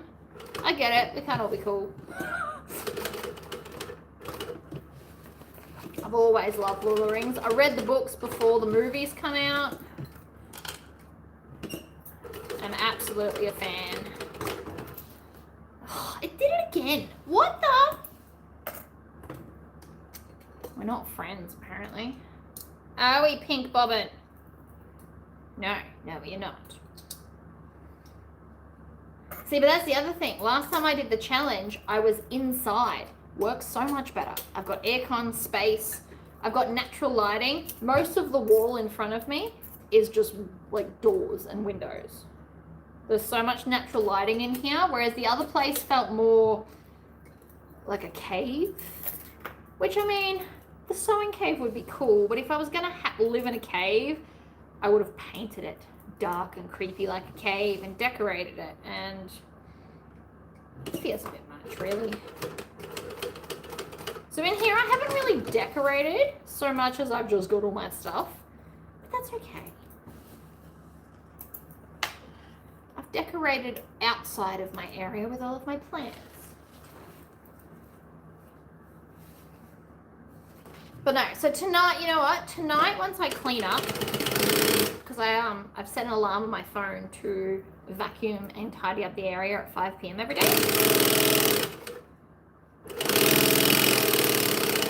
Because then I go off to make dinner. So it's like shut down, pretending like I'm a real business. Do I always do it? No. Yesterday, I didn't do it at all because I spent most of my day cooking and baking. My husband lives on a different life schedule to me, a little bit. So he likes to go to the gym at 6:30ish every day, and so therefore he eats dinner at like 4:30, 5 o'clock, and that's just too early for me to have dinner. So I have pre-made him all of his breakfast, lunch, and dinners so he can eat whenever he wants. Yeah, so we have solar power.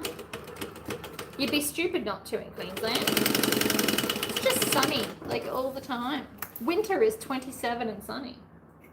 Even when it's cloudy, it's still bright and cloudy. It's not dark and cloudy.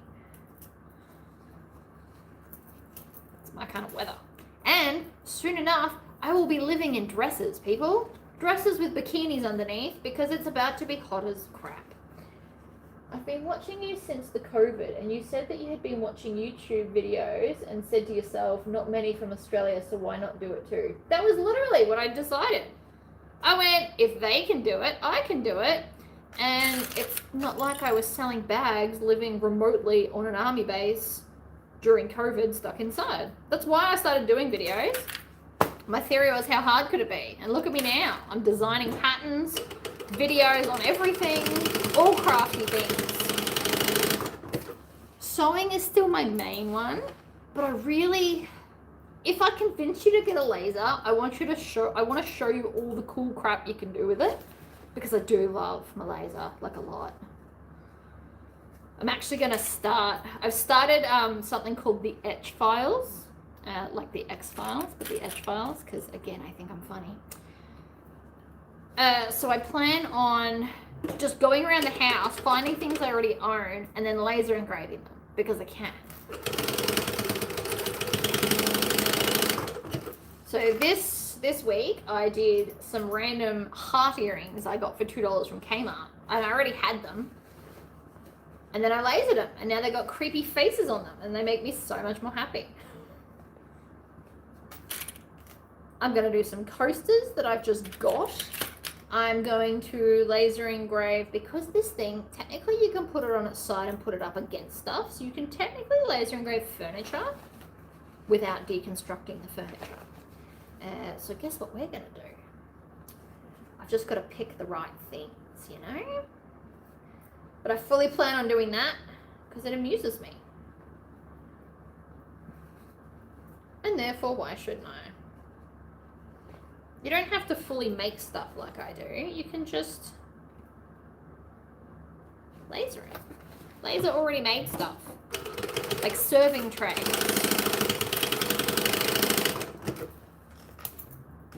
charcuterie boards is the obvious one. But you can, with this one, you can do metal serving trays. You could put something funny. You could just put like a symbol. You could just put your last name so nobody steals your stuff. Especially if you go to like cookouts. You can laser engrave glass. So if you've got like one of those fancy glass dishes that you take to people's houses as bake-offs, you can put like your name on the bottom. Or if you wanted to gift it to someone and you want to gift them like your secret family recipe, you can laser engrave it on the bottom of the dish and then give it to them. All these things. I forking love you. Yeah, I did that. I made a fork that says I forking love you because I can. And it's like a fun gift you could give people. Also, I got really long spoons. And then I put like Jessie's Nutella spoon on the end. So you can do Nutella spoons. I haven't come up with anything for a knife better than knife to meet you. So I'm working on that. When I come up with something funnier, which I will be asking my brother for because he is the king of funny, I will be doing a knife that says something. Knife to meet you is amusing. And I mean, it'd be good if you could hand them out to like new friends that you make. You'd be memorable forever. Although you'd also have to carry around a bunch of kitchen knives in your bag for new friends. Interesting concept. But the I love you spoons are a good like joke gift at Christmas, I guess. But all these little things. I've only got about 4 pieces of the seemingly ugly fabric left. So hopefully next week I'm going to do an episode or 2 of that and get them done. It was fun though. You send me your ugly fabric and I make cool stuff. I feel like I've achieved the goals. I know the next one I'm going to do. I got sent this like weird Disney vinyl. I'm going to make, it's either called Sheena or Shira by Trix's Designs. I've been inspired about what to make with it. It's just time. Because the market stuff comes first. Which is why there's going to be a lot of lives this week of stuff you've already seen me make a gazillion times over. Because you make what sells, people.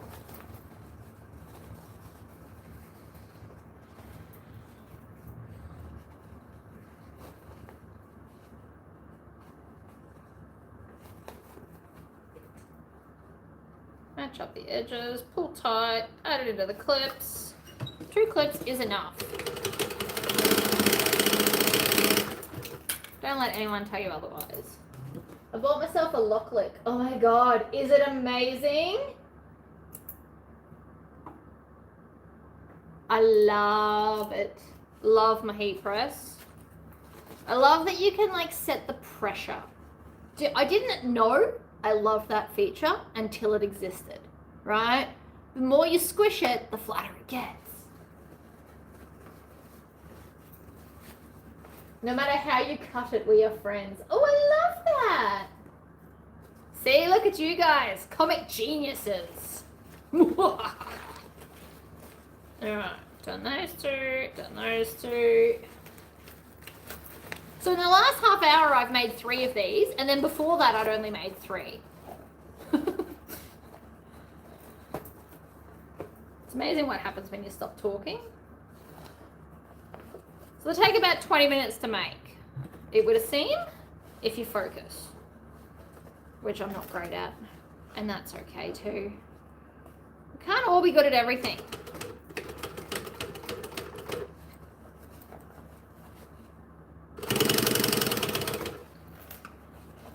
Don't sew your finger. Took me a long minute to get used to the fact that the feet move. And like where to look and not get distracted by it. I know I'm a bad influence and we can totally blame me. Tell your hubby that it's my fault. I love, love, love my heat press. I even heat press fabric to make it flat instead of ironing it. That's where I've got to in life. I've changed the setting, so I've made custom number 2, which is 180 degrees, 50 pounds pressure, but only 4 seconds just to iron the fabrics flat. You don't need the full 8.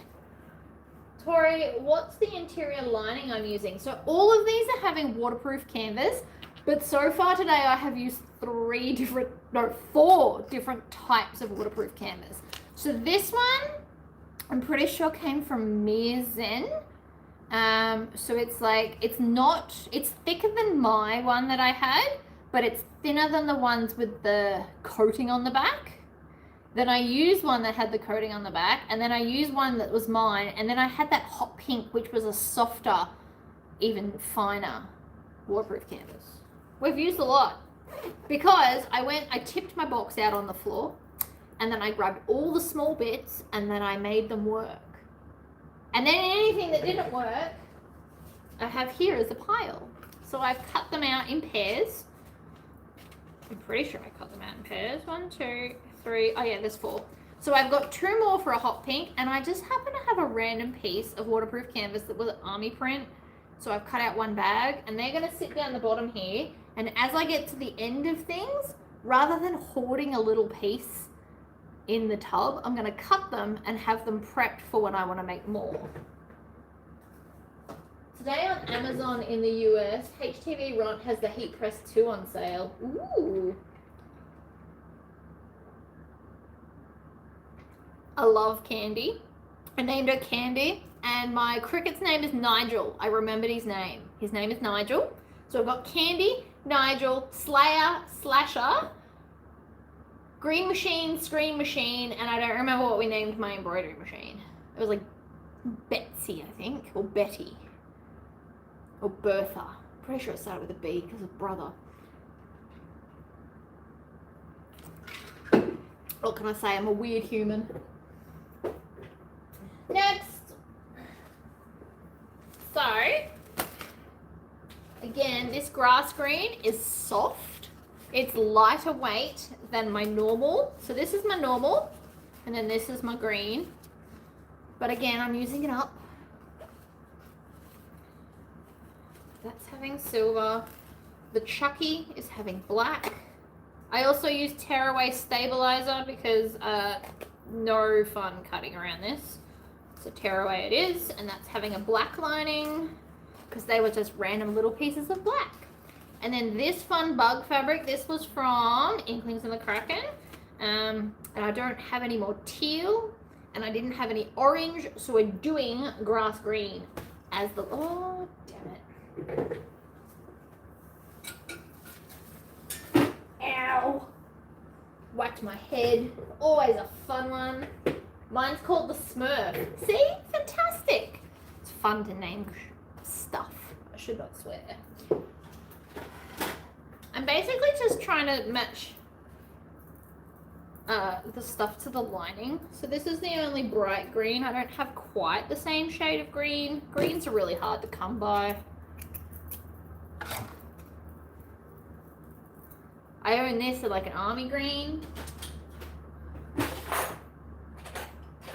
It's cool. This knotted nightmare. I do need to deal with it. But alright, so production sewing is quickest.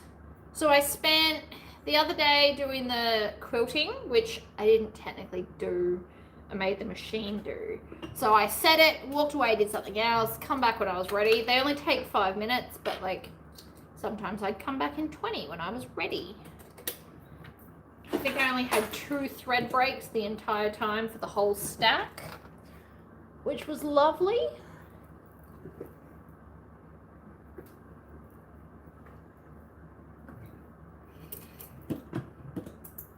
Missed. Cause you're too slow. Missed. Cause you're too slow.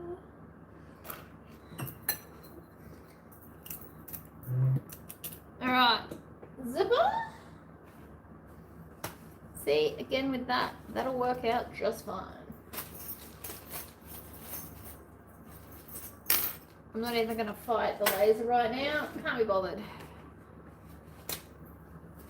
That, and I've already been here 2 hours and I'm trying to get them all done. Because then I have to, you know, I have to go down the street, which I also don't really want to do. But I really, really do need a new rotary blade. So that's happening.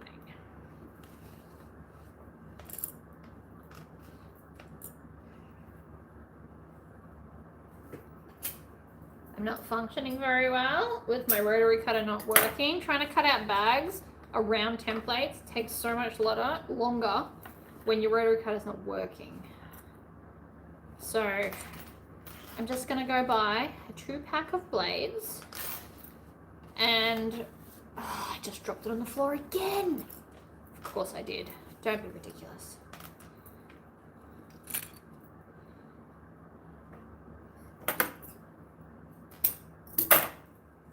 I still have heaps of this, like insane amounts.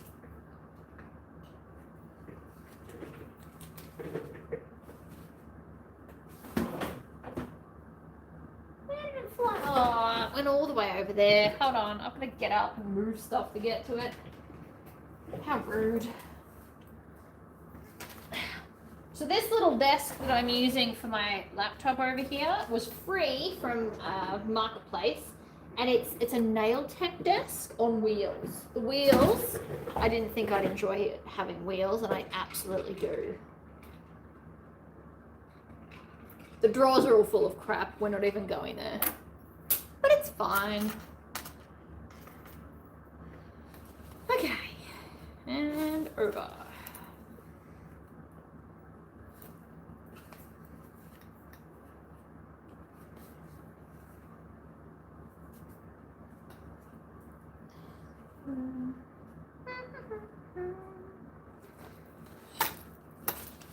So yeah, I made an MDF template. It's not very fancy looking. And eventually I am actually going to cut out like a box here so that I can center designs. But this is the template. It's just MDF. Best decision ever. So if you've got a laser big enough to make one, even though it's MDF, you can still use your rotary cutter around it. Best ever. I'm glad you've learnt stuff. I originally started this to see if I had different tips and tricks than other people. And it was also because we have different supplies than America. So I used to tell people where in Australia you could get stuff. I mean, I still do. Not like I've stopped that at all.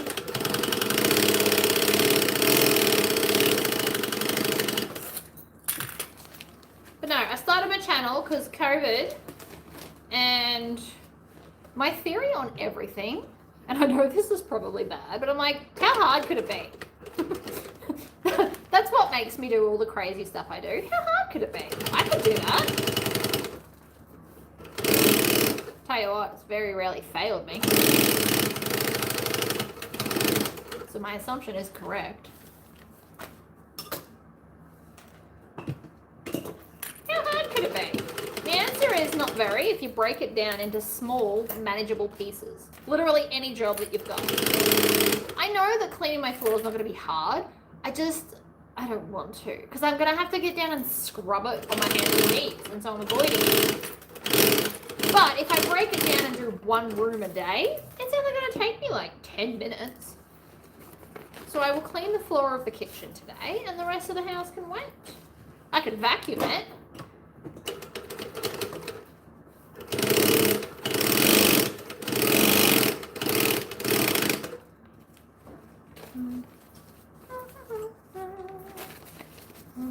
So I did iron these flat, but as you can see, I must have, when I made the stack of them, I bent that under. Kind of annoying, but not the end of the world. So all of these got heat pressed to be flat before I cut around them. Including the thick stuff. Literally all of them got heat pressed because they'd been folded up in my container for a really long time. I also scented a bug on all of these. Well, as best as I could from a scrap. This was all the fabric. There was nothing left.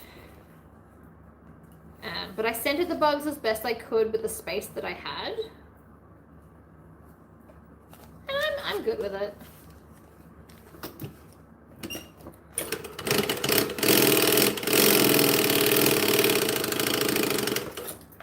People will either, oh, really? Again?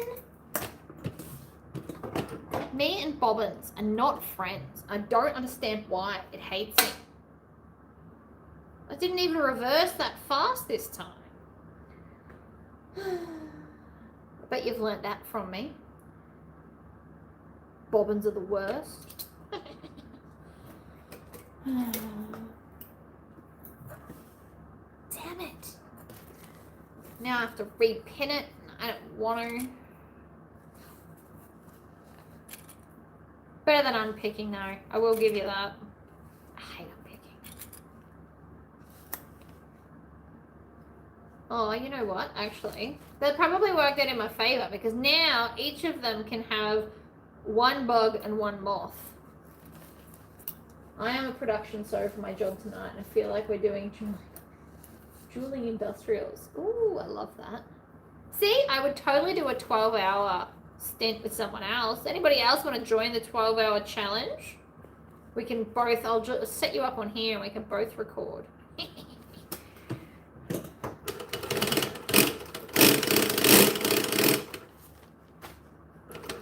You're working this time? Yeah.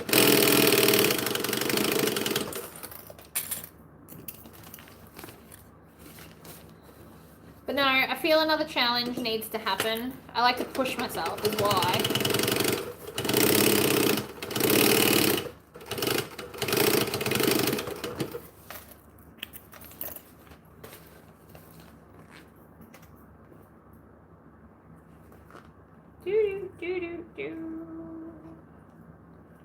Yoink. Come on, love me. Wiggle, wiggle, wiggle, wiggle.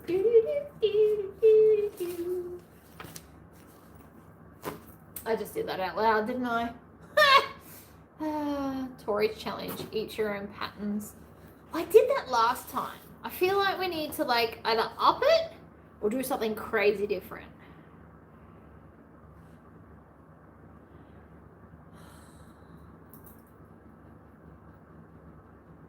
Okay, so this one is going to be a little bit higher. Why, you may ask? Because I don't want to cover Mr. Moth. He's so pretty, just sitting there chilling out like a champion. I don't want to cover his face. It also, my Tori challenge will absolutely be alive. It'll probably be a 12-hour challenge. I'm not doing 24 because I would be delirious. I don't think you guys quite understand.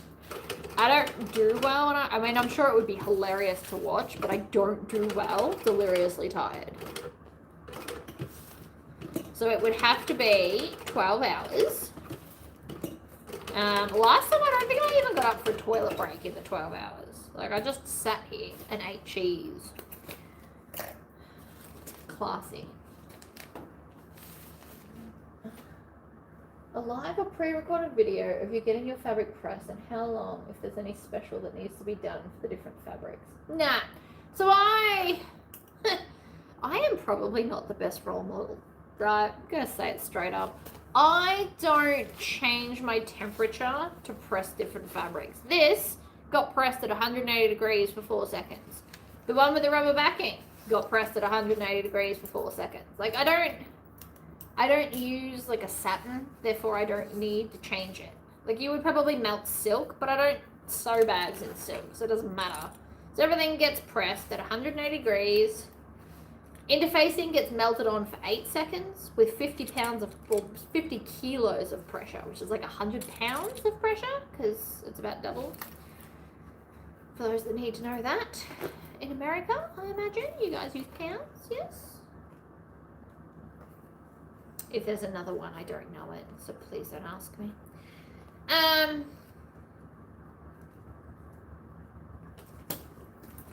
don't know, squish it good, 8 seconds, and if it's not stuck, do another 8 seconds. So these, according to the lady that makes the DTFs, right, she told me that I am meant to press it for 60 full seconds at 180 degrees. Now, I don't care who you are, you're gonna burn your fabric. I have burnt my fabric doing less than that before.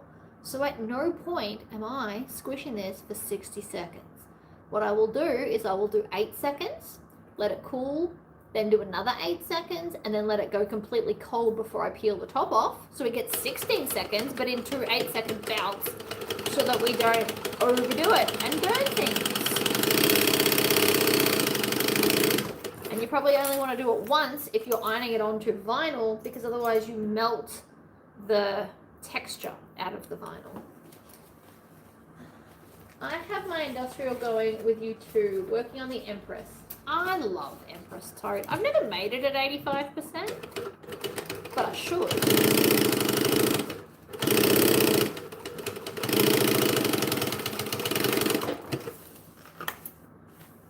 Now, shouldn't have thrown the other one away because I want to do it the opposite. Where did it go?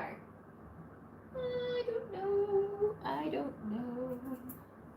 Okay, well, never mind.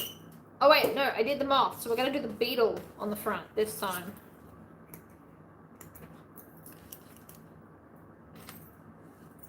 It's there because I didn't finish it. That makes more sense. I do love Empress, and I can smash her out fairly quickly. Tomorrow's video will only be 2 hours or less.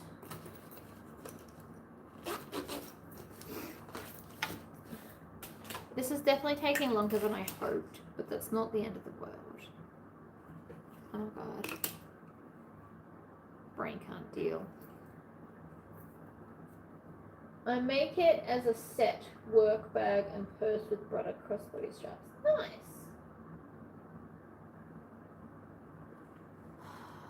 I haven't made any wallets lately because card slots annoy me. Like, if we're going to be really honest, and I've designed wallet patterns, so it's nothing against designers. There's nothing to be done for it.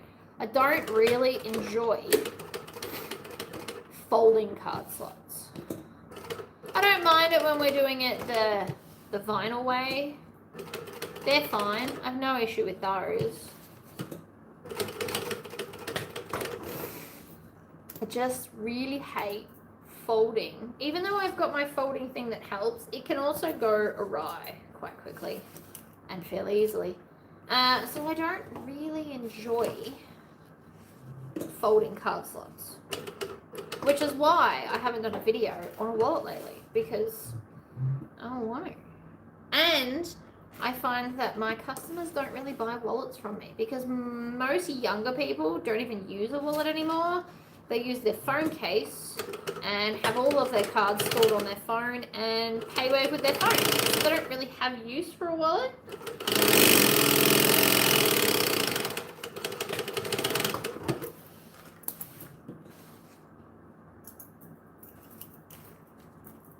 So it's why I've kind of stopped making sets. But I should go back and make, I used to make Devon pouches that go with the bags. So I would like to go back to doing that. Oh boy, the hats do sound great. There's more fun than 200 faux fur hats. Oh my gosh. But do they look amazing? Somebody designed a hat, like a bucket hat pattern, and they had eyes in it, and I thought that the pattern was going to come so that I could make like creepy bucket hats with eyes. But it turns out she just held them there in place and didn't stitch them in, and that was the bit that I was excited about. Because who doesn't want to make creepy bucket hats with eyes? I mean, I do. I totally would too.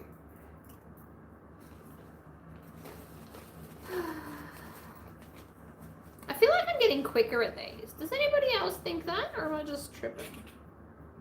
Could just be tripping. I feel like I got quicker though.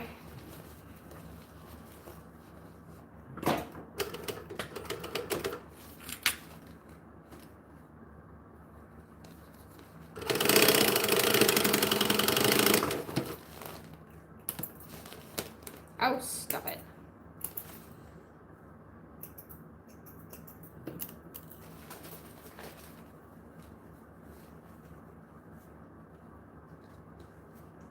I don't know what a Daniel Boone hat is, but like,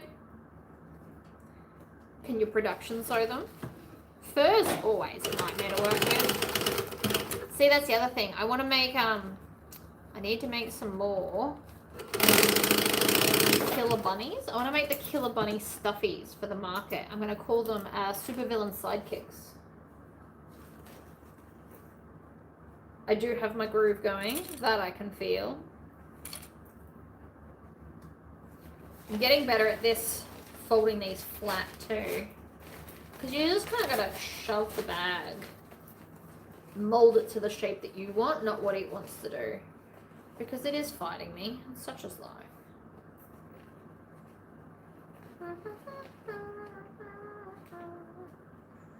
Right. Done. Whoop.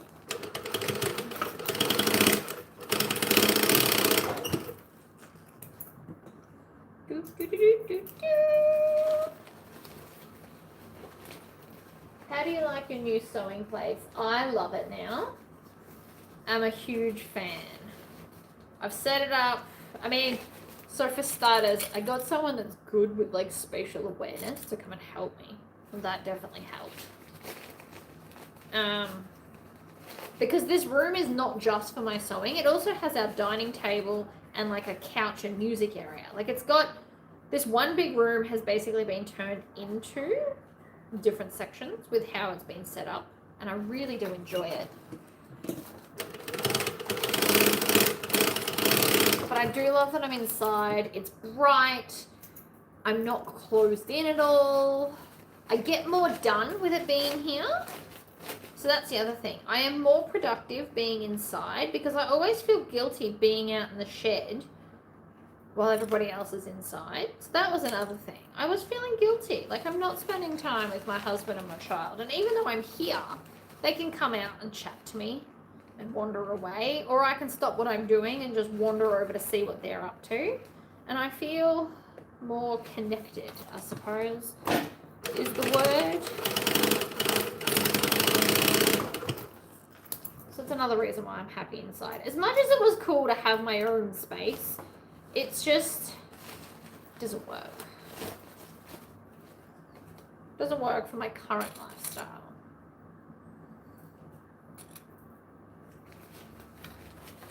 So now hubby gets that space to do with what he pleases.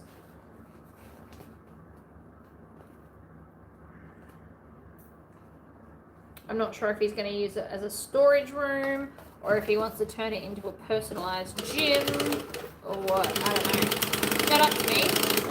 I fully support whatever it is he wants to do.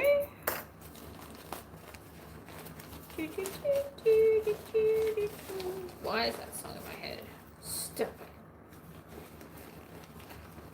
Did I say the word wiggle today?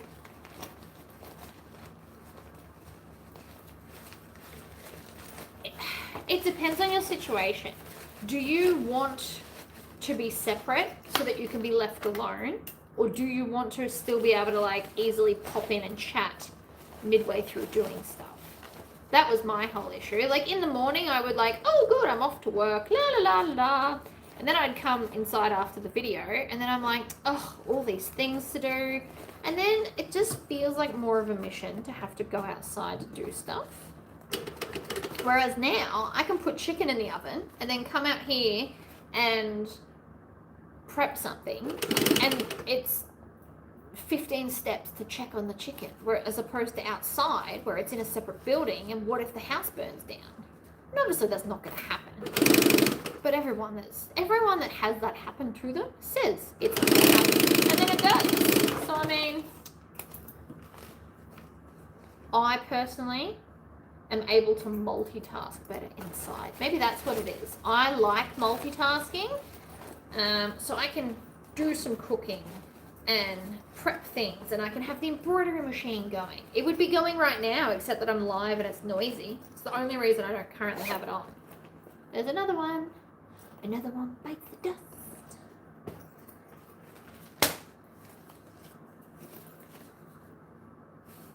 This is number 8 that we've done today. So in 2.5 hours, I've made 8. What does that make it on average? 4 per hour. So 1 every 15 minutes. Look at that, maths. Love maths. No, wait. 2.5 hours. So So 1.25.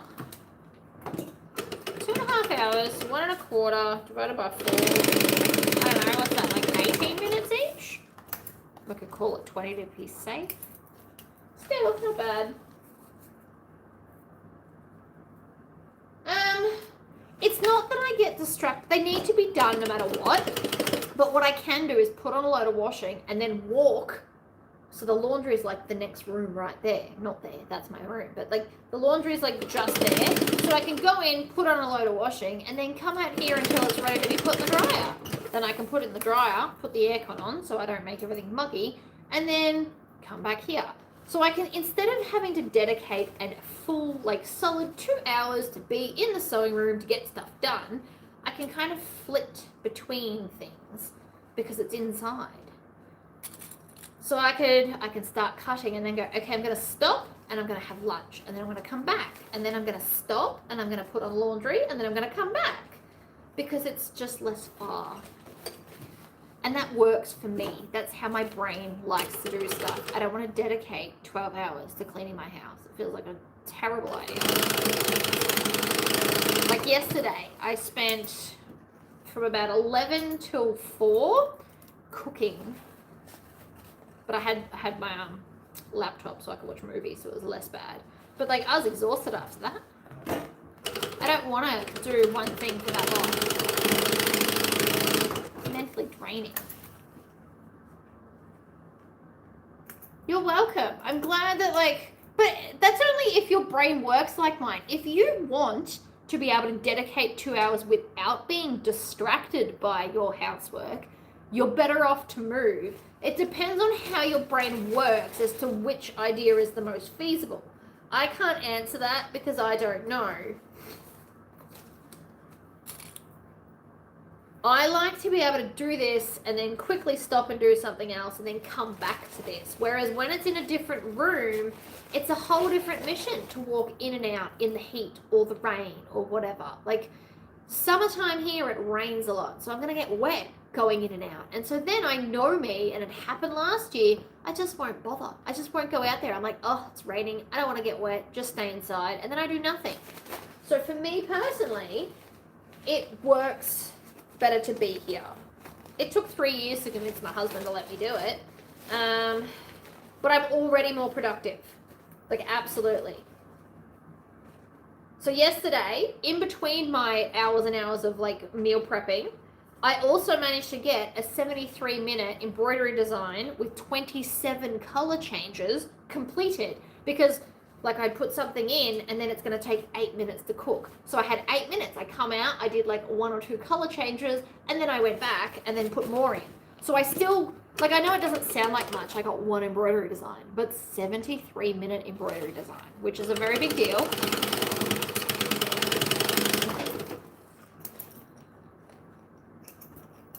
So I feel like I get more achieved.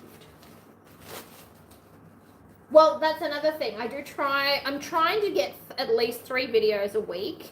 I know I would like to do more, but I also need to be realistic in that stuff comes up, right? Like some days in the mornings, I have to go buy stuff that I need. I can't just not do it and do a video. Or sometimes I don't have it fully prepped. Or sometimes I start the video and then botch it so badly that I rage out at it, throw it in the bin, or I have to cut new pieces and then I avoid it because it annoyed me. I mean, I get to it eventually, but like not the same day because then I've got to spend an hour pre-cutting or recutting and interfacing pieces that I botched the first time. And so that day, you don't get a video. I also like to do at least 1 video a week when I'm playing with lasers because I have convinced at least a few of you to buy one and I don't want you to regret it. And I don't want you to rage at me because you're like, oh, I don't use it because I can't think of anything. So I try to come up with other cool ideas. I've got this Friday's one already. I haven't done it, but I know what I'm going to do. Totally counts. My work sewing is in a pod in the backyard and my fun sewing is in a room in the house. Oh, see, that's a cool idea. I don't really have fun sewing versus work sewing because I only make what I want to make. It helps, I guess. I only make what I feel like making because I also don't record a lot of custom orders though. But I've stopped taking them temporarily to give myself a break. I mean, I have one, but I'm waiting on the fabric to show up from wherever I ordered it.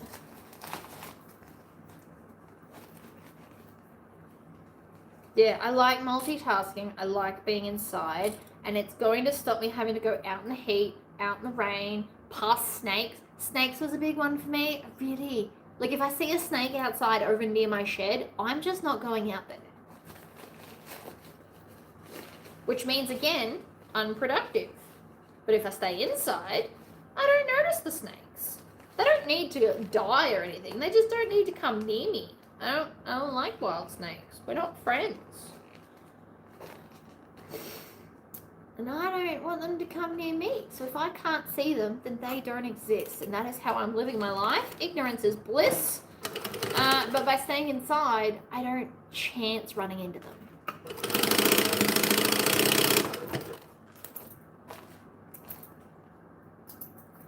So yeah, if I wasn't live right now, I promise I would have put something in the embroidery machine. I would have sewn half of these and then got bored of that and got up and gone and, well, I'm going to go get my rotary cutter. And then I would have cut out more of the Empress bags that I want to make. But I will bulk iron them so I don't turn the iron on as much because it gets hot. So I will cut out, I've already got a table, I've put up a temporary table and stacked all my empty trays so I can fill them with parts for the Empresses. So I've got 3 started. I'm doing a Lord of the Rings one. I'm doing the rainbow watercolor hummingbird one. And then I'm going to do a black goth one with embroidery. Yeah. So maybe instead of moving, you need to reset your space so it feels more productive. I understand work sewing pays for this fun sewing. I do have some work sewing I have to do. I've got to make a whole bunch of bridal bags.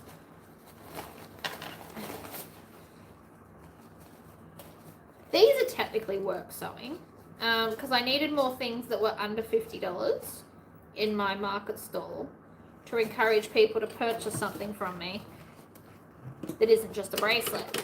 Although the bracelets do go really well.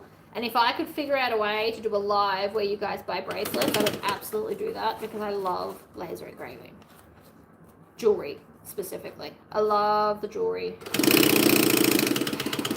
I've contacted a few people about getting stainless steel charms that are sewing themed. Nobody does them, nor are they interested in doing them. I've tried a few. Because I would love a sewing themed bracelet.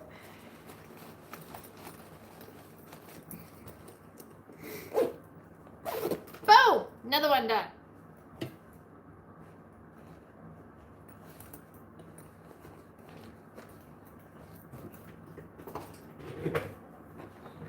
Two to go.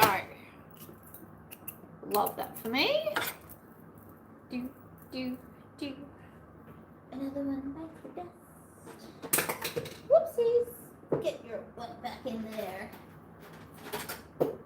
We're going to do black thread on both and then just sew up the silver one with silver at the end, I think.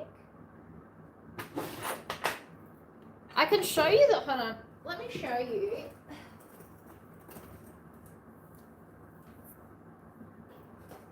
This. So this was 27 color changes and took 73 minutes according to the machine.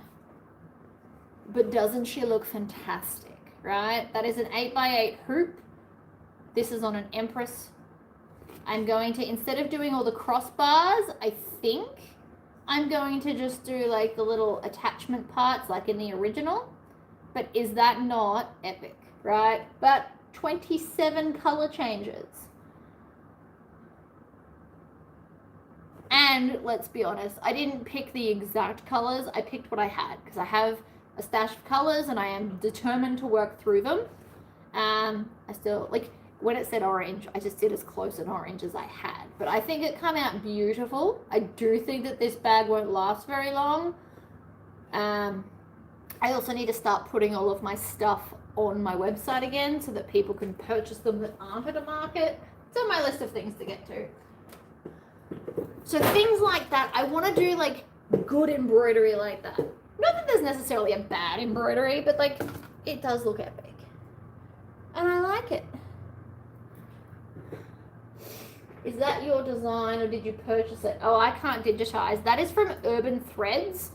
Turns out they're really into hummingbirds. They have a crap ton of hummingbirds, but I had that from something else, like a different order, I think it was.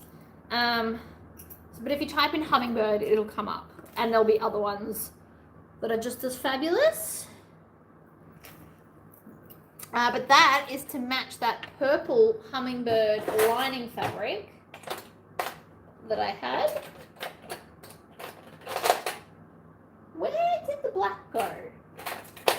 Man, it's so messy in here. Is that it? That doesn't look like it's it. Yeah, see, that's too thick. That's the thicker one. That's M20. That I bought purely to sew the shade sail with, because you needed something gloriously thick. Because this machine will sew shade sail. Technically, it was like 3 layers of shade sail and some webbing in there, but you know, who's splitting hairs? So Urban Threads, so most of my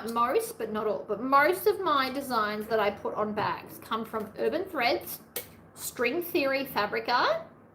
They have a lot of like licensee stuff, which is amazing. So the hummingbird's going to be an Empress tote with all the add-on stuff. And I did it on that, it's actually like a shiny pearl vinyl. It's fantastic. Chucky. Good old Chucky. This one will sell for sure. Who doesn't want a Chucky horror serial killer pouch? Honestly.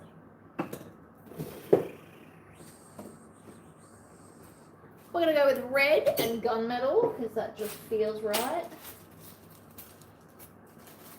I did another cool Temptress with an embroidered skull. Ooh, that's cool. I like Temptress. I like my patterns. I mean, I'm probably biased on the subject, but whatever. I should like them, shouldn't I? I also love that this was non-directional. If I really wanted to, I could have made this one big long piece, but I don't have a template cut out, nor did I print off that. So that's why we're not doing that.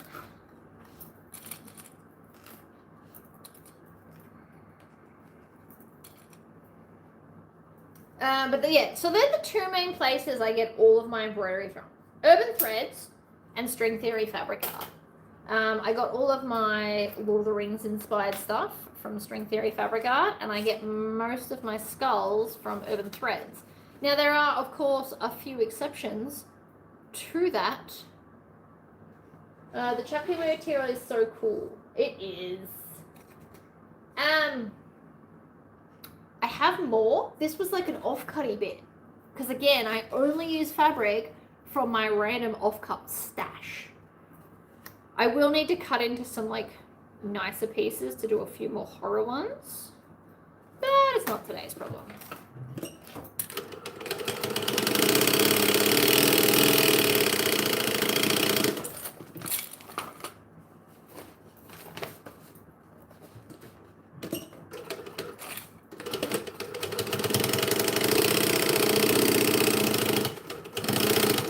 You don't get your fingers in the way of that. Don't get too close. It'll hurt like a lot. Yeah, so Urban Threads, I mean, they do a lot more kind of animal-y stuff now and less about the skulls, which is a bit sucky, but Halloween's coming up, so I'm sure we'll get a lot more soon in the coming weeks. But I like the skull stuff.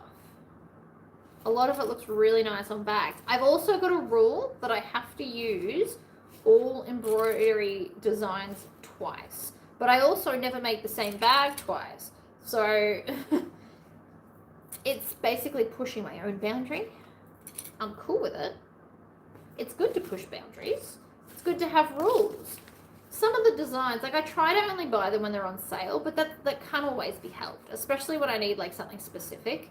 So at least using it twice makes it more worth it. Otherwise, you're going to accumulate a crap ton of designs for no reason. Force yourself to use it twice. It's not hard. You liked it the first time.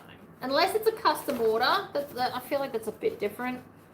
Because if it's just not your wheelhouse at all, I do understand why you wouldn't want to reuse something for a custom order.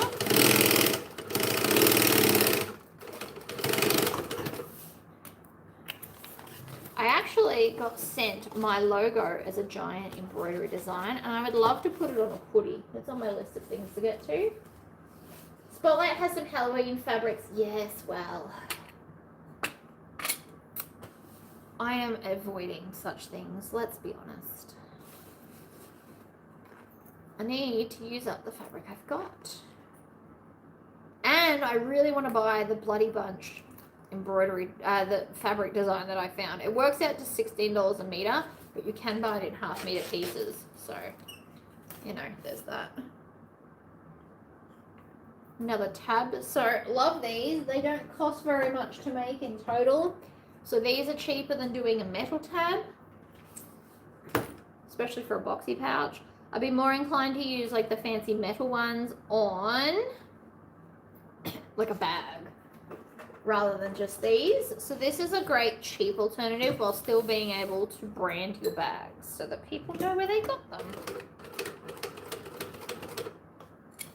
I know Brimax makes them for people. I can make them. Obviously, I made these the other day. I should offer them to you guys. You can get them in a whole bunch of colors too. So I've got, thanks to Sandra, she sent me some blue. It looks like suede. It's obviously not. It looks like it. It's a faux suede. You can get black with silver, black with gold. You can get red with black. Browns, like a tan color, the darker brown that looks a bit suede-ish, like oops, sorry, I'm messing up the focus. They are super cool. See, that's the other thing. While being inside, because the laser's inside, I can set the laser and then go do something else. I can have the laser, the embroidery machine, and me sewing all happening at the same time.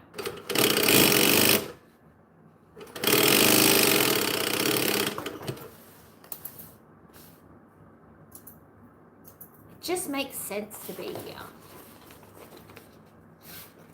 Well, I do have a crap ton of designs, but I digitize. See, that's different. If you could digitize, you're not paying $7 American per design if you can do it yourself.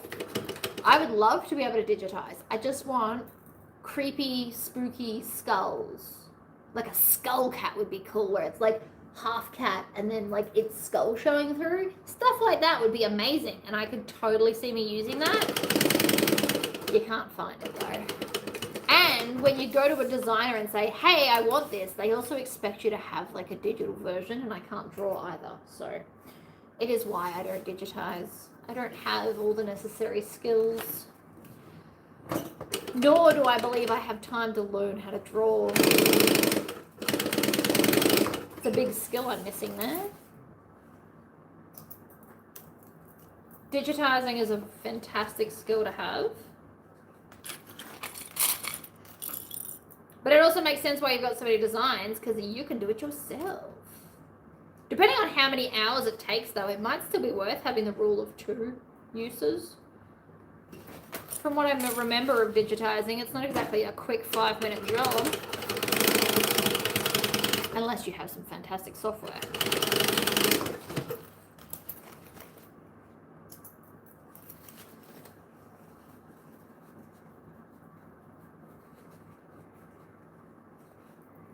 So many cool ideas, so little time. I'll buy the design. I buy every other design, why not that one? Wouldn't it be cool though to have like a half skull or like a ghost cat? Skull / ghost cat? I don't know, something cool. People love black cats.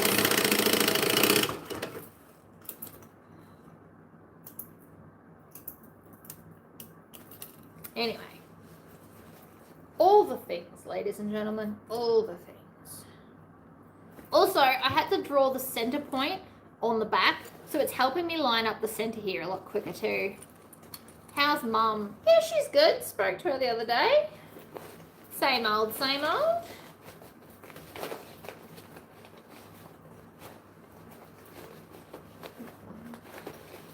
She's probably at work now. I'm also not organized enough to let her know I was here. Yeah, see, it does take time to digitize.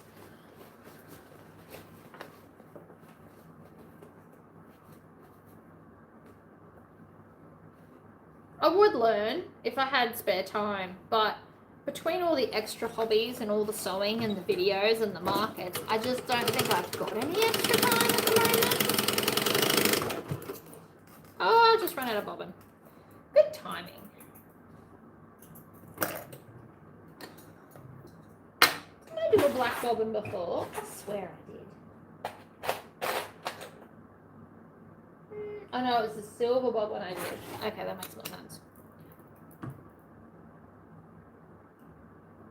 Hi Felicia, yes we are making boxy pouch. This is number 9 for today, which is why I've been here for 2 hours and 46 minutes.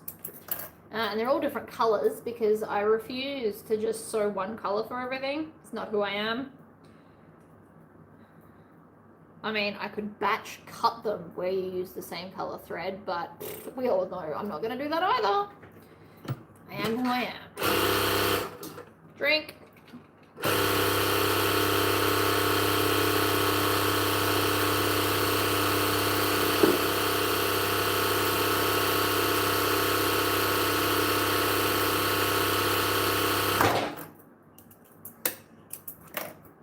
You should always wind your bobbins as fast as your machine will go, especially on an industrial. It pushes all the oil up. Make sure that your machine goes well. Especially if you're not a speed demon like me and sew really, really fast. You should absolutely make sure that you do your bobbins at full speed so that you can push the oil up the top.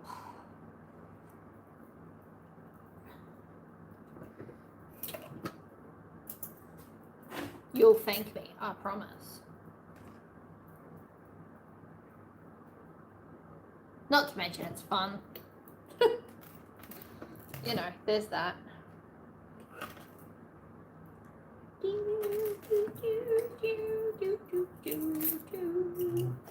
Alright. Next corner, where was I? Only done 1, got 3 to go. Manhandle the bag. Don't be afraid. Don't be sad about it. If I retire and stop making these crazy hats, I could dig into my digitizing software. Yeah, and the hats require, like, allow you to buy the software. I get the conundrum. I really do. Make the hats. Especially because I know that all digitizing software is fairly pricey. So once you feel confident enough, like, is it a monthly subscription or is it like a one-off purchase that you're paying off? Well, not paying off, but like, is it a one-off or is it a subscription? I personally hate subscriptions. I refuse to purchase the Cricut subscription because I don't use the Cricut for all the stuff they're offering. I don't do paper craft with it. And most of the stuff is paper craft, which just doesn't interest me. You can upload your own fonts from defont.com. You just install them into your system and problem solve. You've got all the fonts you need. I just can't justify $12 a month for something that I don't necessarily even use every month. And even if I do, it'll be cutting out like an SVG that I've uploaded anyway. I do see how it's helpful to others. But I've also paid for Lightburn, which is a laser program, but it also will trace SVGs for you. So I don't need to pay for it twice. One-time purchase. Yeah, I mean, a little bit, yay. You could always start a website where you sell all of your beautiful designs. That would help pay it off. If you're going to start doing things that are themed that I love, I will happily convert to you and buy all your designs instead. I only buy from Urban Threads because they do the pretty stuff I like. I find a lot of embroidery like websites are catered to children. Now I get why, because everyone wants to make their grandchildren and children cute clothes, but it's just not my vibe. Therefore I can't contribute. But if you had like skull, spooky, horror, evil stuff, I'd be there for sure. Doesn't even have to be licensed. It can just be really creepy. I love creepy. Gothic themed is always a big one. I'm always looking for like cool goth stuff. So you can do like Victorian style gothic-y things. If you have that kind of stuff, I will be at your website. You watch me come. Take all the money. Because I struggle to find that aesthetic, and that's pretty much all I want to make. And like book theme, like fantasy books is where I'm at. So I'm gonna get the Akatar thing if I can find it, and then I'm gonna embroider it on a vixen and an empress. I already have plans. Is that 4? See, I stopped counting again. Idiot. 1, 2, 3, 4. Excellent. In Brilliance. Oh, I did hear good things about that. But isn't it like $3,000? It's like crazy expensive. And then a huge learning curve. One day, right? One day, we'll add it to my list. Yeah, but the problem is, then I still need designs to like trace. I can't draw. I definitely can't digitally draw, but I can't even physically draw. And this is what stops me every time. I get really excited. I'm like, yeah, I'll save up and I'll digitize. But then I still have to find the artwork because I still can't do that bit.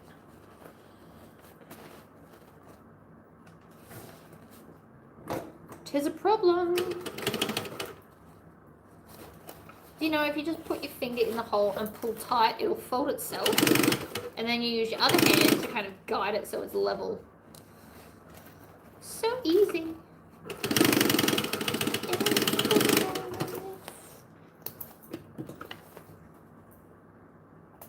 I have heard good things about In Brilliance. Absolutely. You know what else would be cool? More zombie stuff that looks good. There's not a lot of zombie stuff out there. It's either childish zombies. Oh no. That's not ideal. Damn it.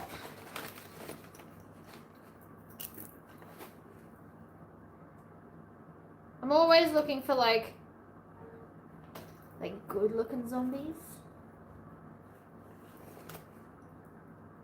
I'm sure it's very reasonable. And I'm sure, like, the fact that it's in modules, so if you don't use certain bits, you don't need to purchase it. I always appreciate stuff like that. Rather than you have to spend all the money to get all the things, you just buy the bits you need.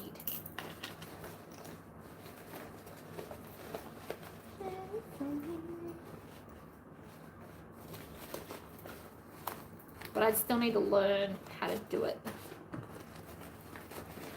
I don't want to turn out the whole bag. I'm absolutely that lazy. So,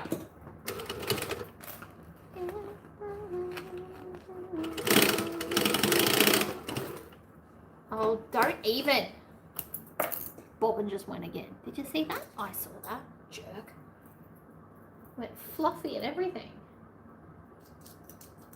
Ugh. Right, something's wrong.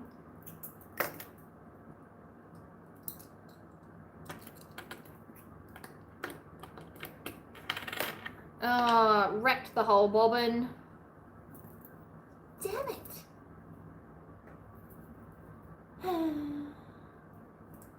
Who's that by? The Professional Tote? Never heard of it. See, but I'm also wrapped up in my own tote so much I don't tend to look for others. I did like the moon design one. That was a cool tote. Or it was like half and half with a fancy bit in the middle. That was a nice tote. I made a koala Christmas one out of it. I did like that tote though. It was good.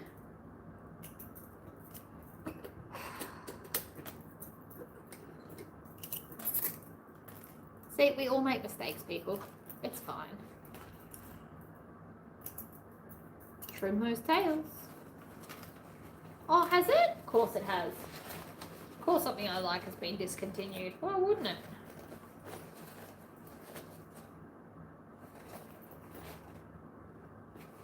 Alright, crisis averted, ladies and gentlemen. I fixed it. Creative thimble.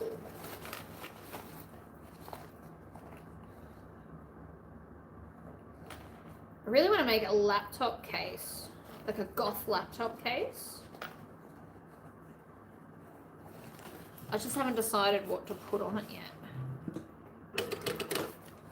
Right, pull tight, sew along, get your finger out so you don't sew your finger off. Nobody wants to do that.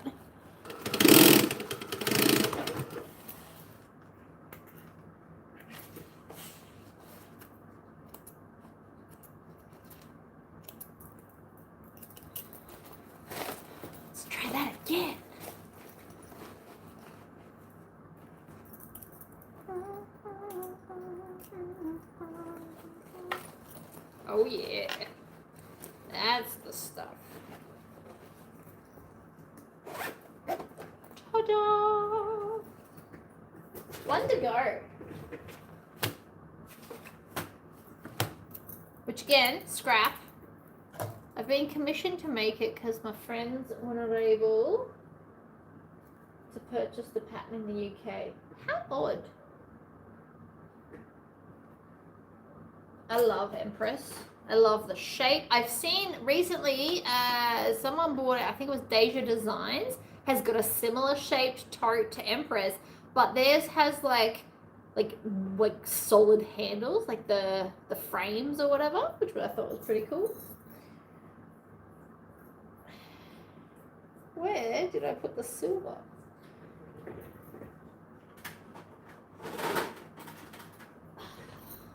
I've been trying to get rid of this for so long. It just is never ending, this one.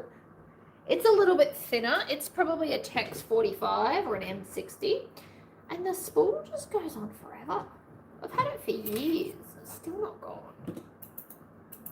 I bought an actual silver because I thought that I would get through it, and I just haven't.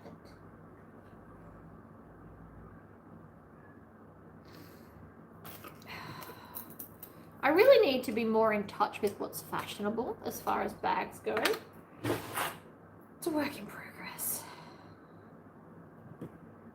That, and I don't really love, personally, carrying a small bag. So even though small bags are very in at the moment, they're just not my jam. It's really hard to design stuff you're not into. Did you know? Trust me, I know. Alrighty. Home stretch. So, I feel silver is calling my name right now. I don't know why silver's calling my name, but it absolutely is.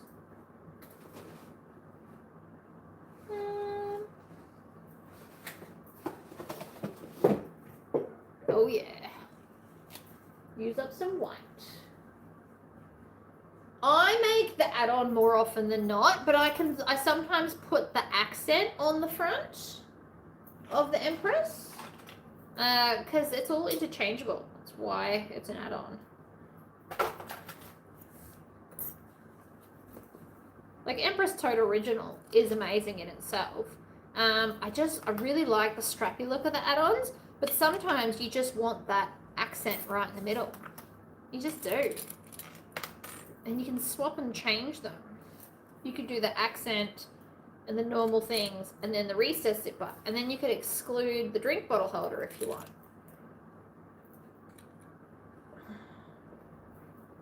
Alright. Snip.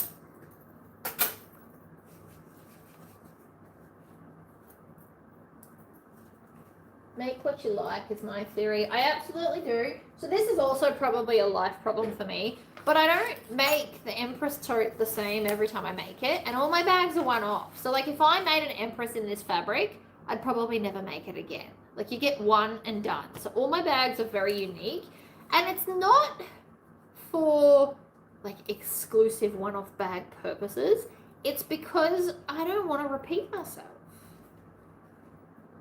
I just want to make what I want to make, and once I've made it, my brain's like, okay, good, moving on to the next thing.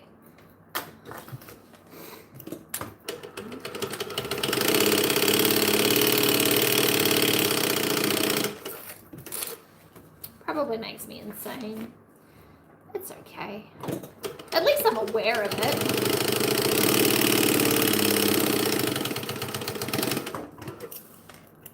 Like these are going pretty well. See, I like the white zip. I know it's not necessarily a popular choice to pick white zip. I like it. Actually, I might put this on first.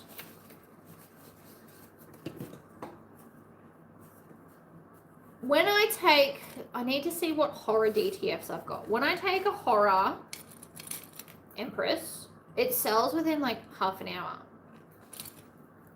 Every time. They love it. Or a horror Vixen, actually. So I need to make one of them too. And again, I don't repeat myself. So it's got different vinyl. So even if I use the same iron-on design, right? So I've got this. Even if I use this, I would then do a different lining or a different vinyl or different accents. So that nothing is ever identically the same.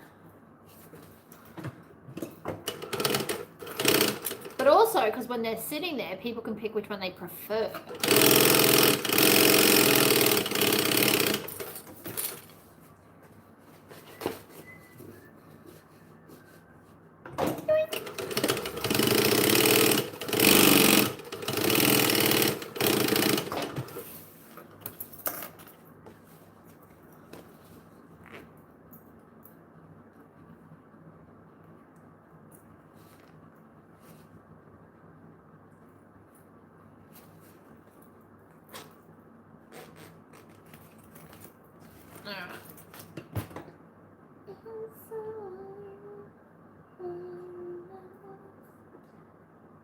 That one. Why not? These technically do iron on.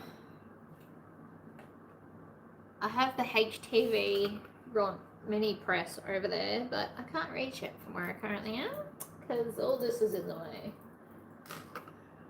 But otherwise, you can just iron these on and they wouldn't move while you try and sew them, which would be lovely, wouldn't it?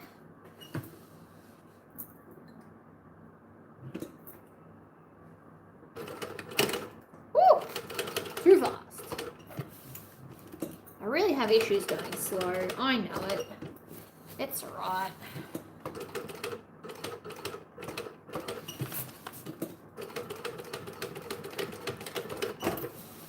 Oh. I also backstitch instead of pulling them through and tying them off. You really can't convince me otherwise. It's just easier this way.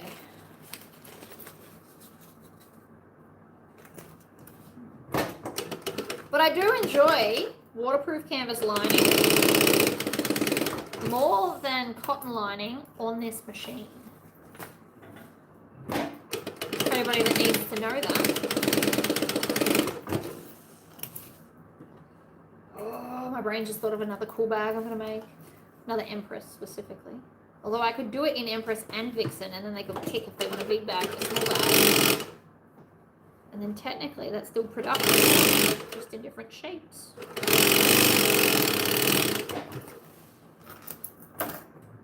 Bloody bobbin every time, people. I know it's my fault, okay? I'm aware. You have to go super slow when reversing, or it gives you grief. And yet, I don't know.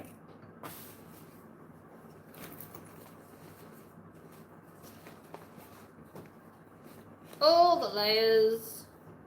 Layer sandwich.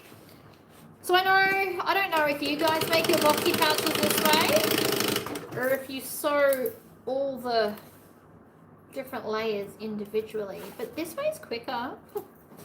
And if we're all about like time. It still looks nice, but it's quicker. And it helps keep the lining where it's supposed to be, which I can appreciate.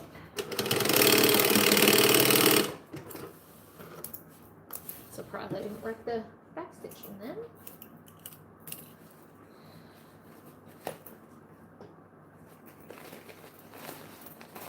Right, really just scrunch it up. I don't know why it works better, but it does. Pull it, set it, up's a daisy, up and over, clip. And if this is not dead perfect, it won't matter, alright?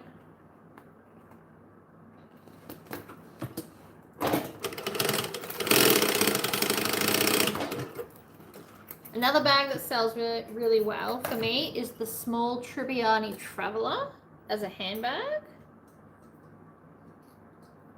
That one also sells quite well. I've only got one at the moment, but I need to do another horror one. I'm waiting for Inklings in the Kraken to open up pre-orders because I am absolutely going to order some glow-in-the-dark blood spatter vinyl. Love that stuff. I made myself a handbag with it. And even though I very rarely pull it out, I still see every night it's glowing up on its shelf. Love it. A lot.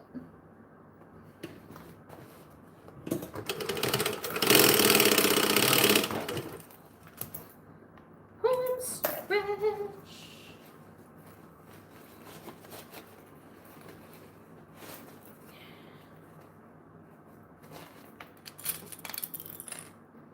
What other patterns do I love? I do love the NCW. I'm just sick of doing card slots. I think I overdid them, and so now I'm bored with card slots. But I do love the NCW by Emmeline Bag. That is a great wallet. Very classic. I'm just trying to think what other patterns. I do like, I think it's Sheena by Trix's Design. She did a beautiful handbag. Maybe I should do one of them again. You guys haven't seen that in a while. She stopped designing though. I haven't heard from any new patterns from her lately.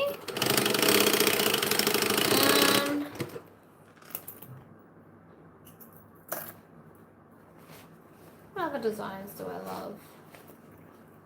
Tori, I make these as diaper and wipe carriers. I add the webbing handle on one side, cut a hole for the wipe so you can access. Oh, that's cool. It's a good idea.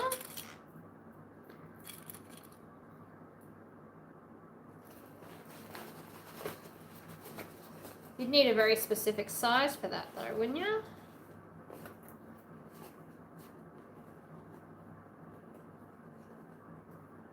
I want to do a gothic baby bag. See, NCW is a good classic to go as a bag set.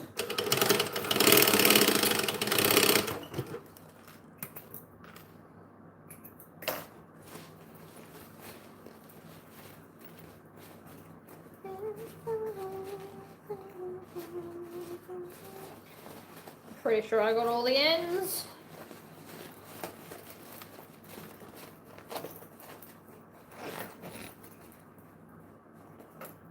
Once you open it, then you can just seal the place.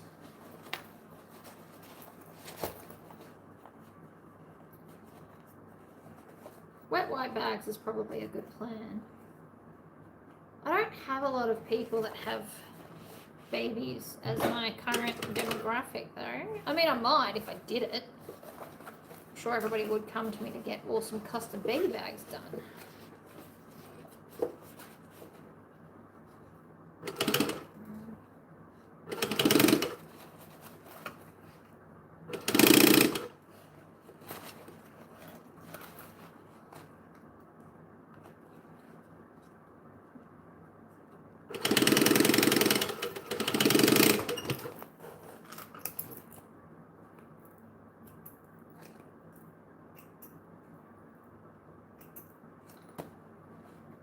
Alright, grab the lighter and just singe all those little bits.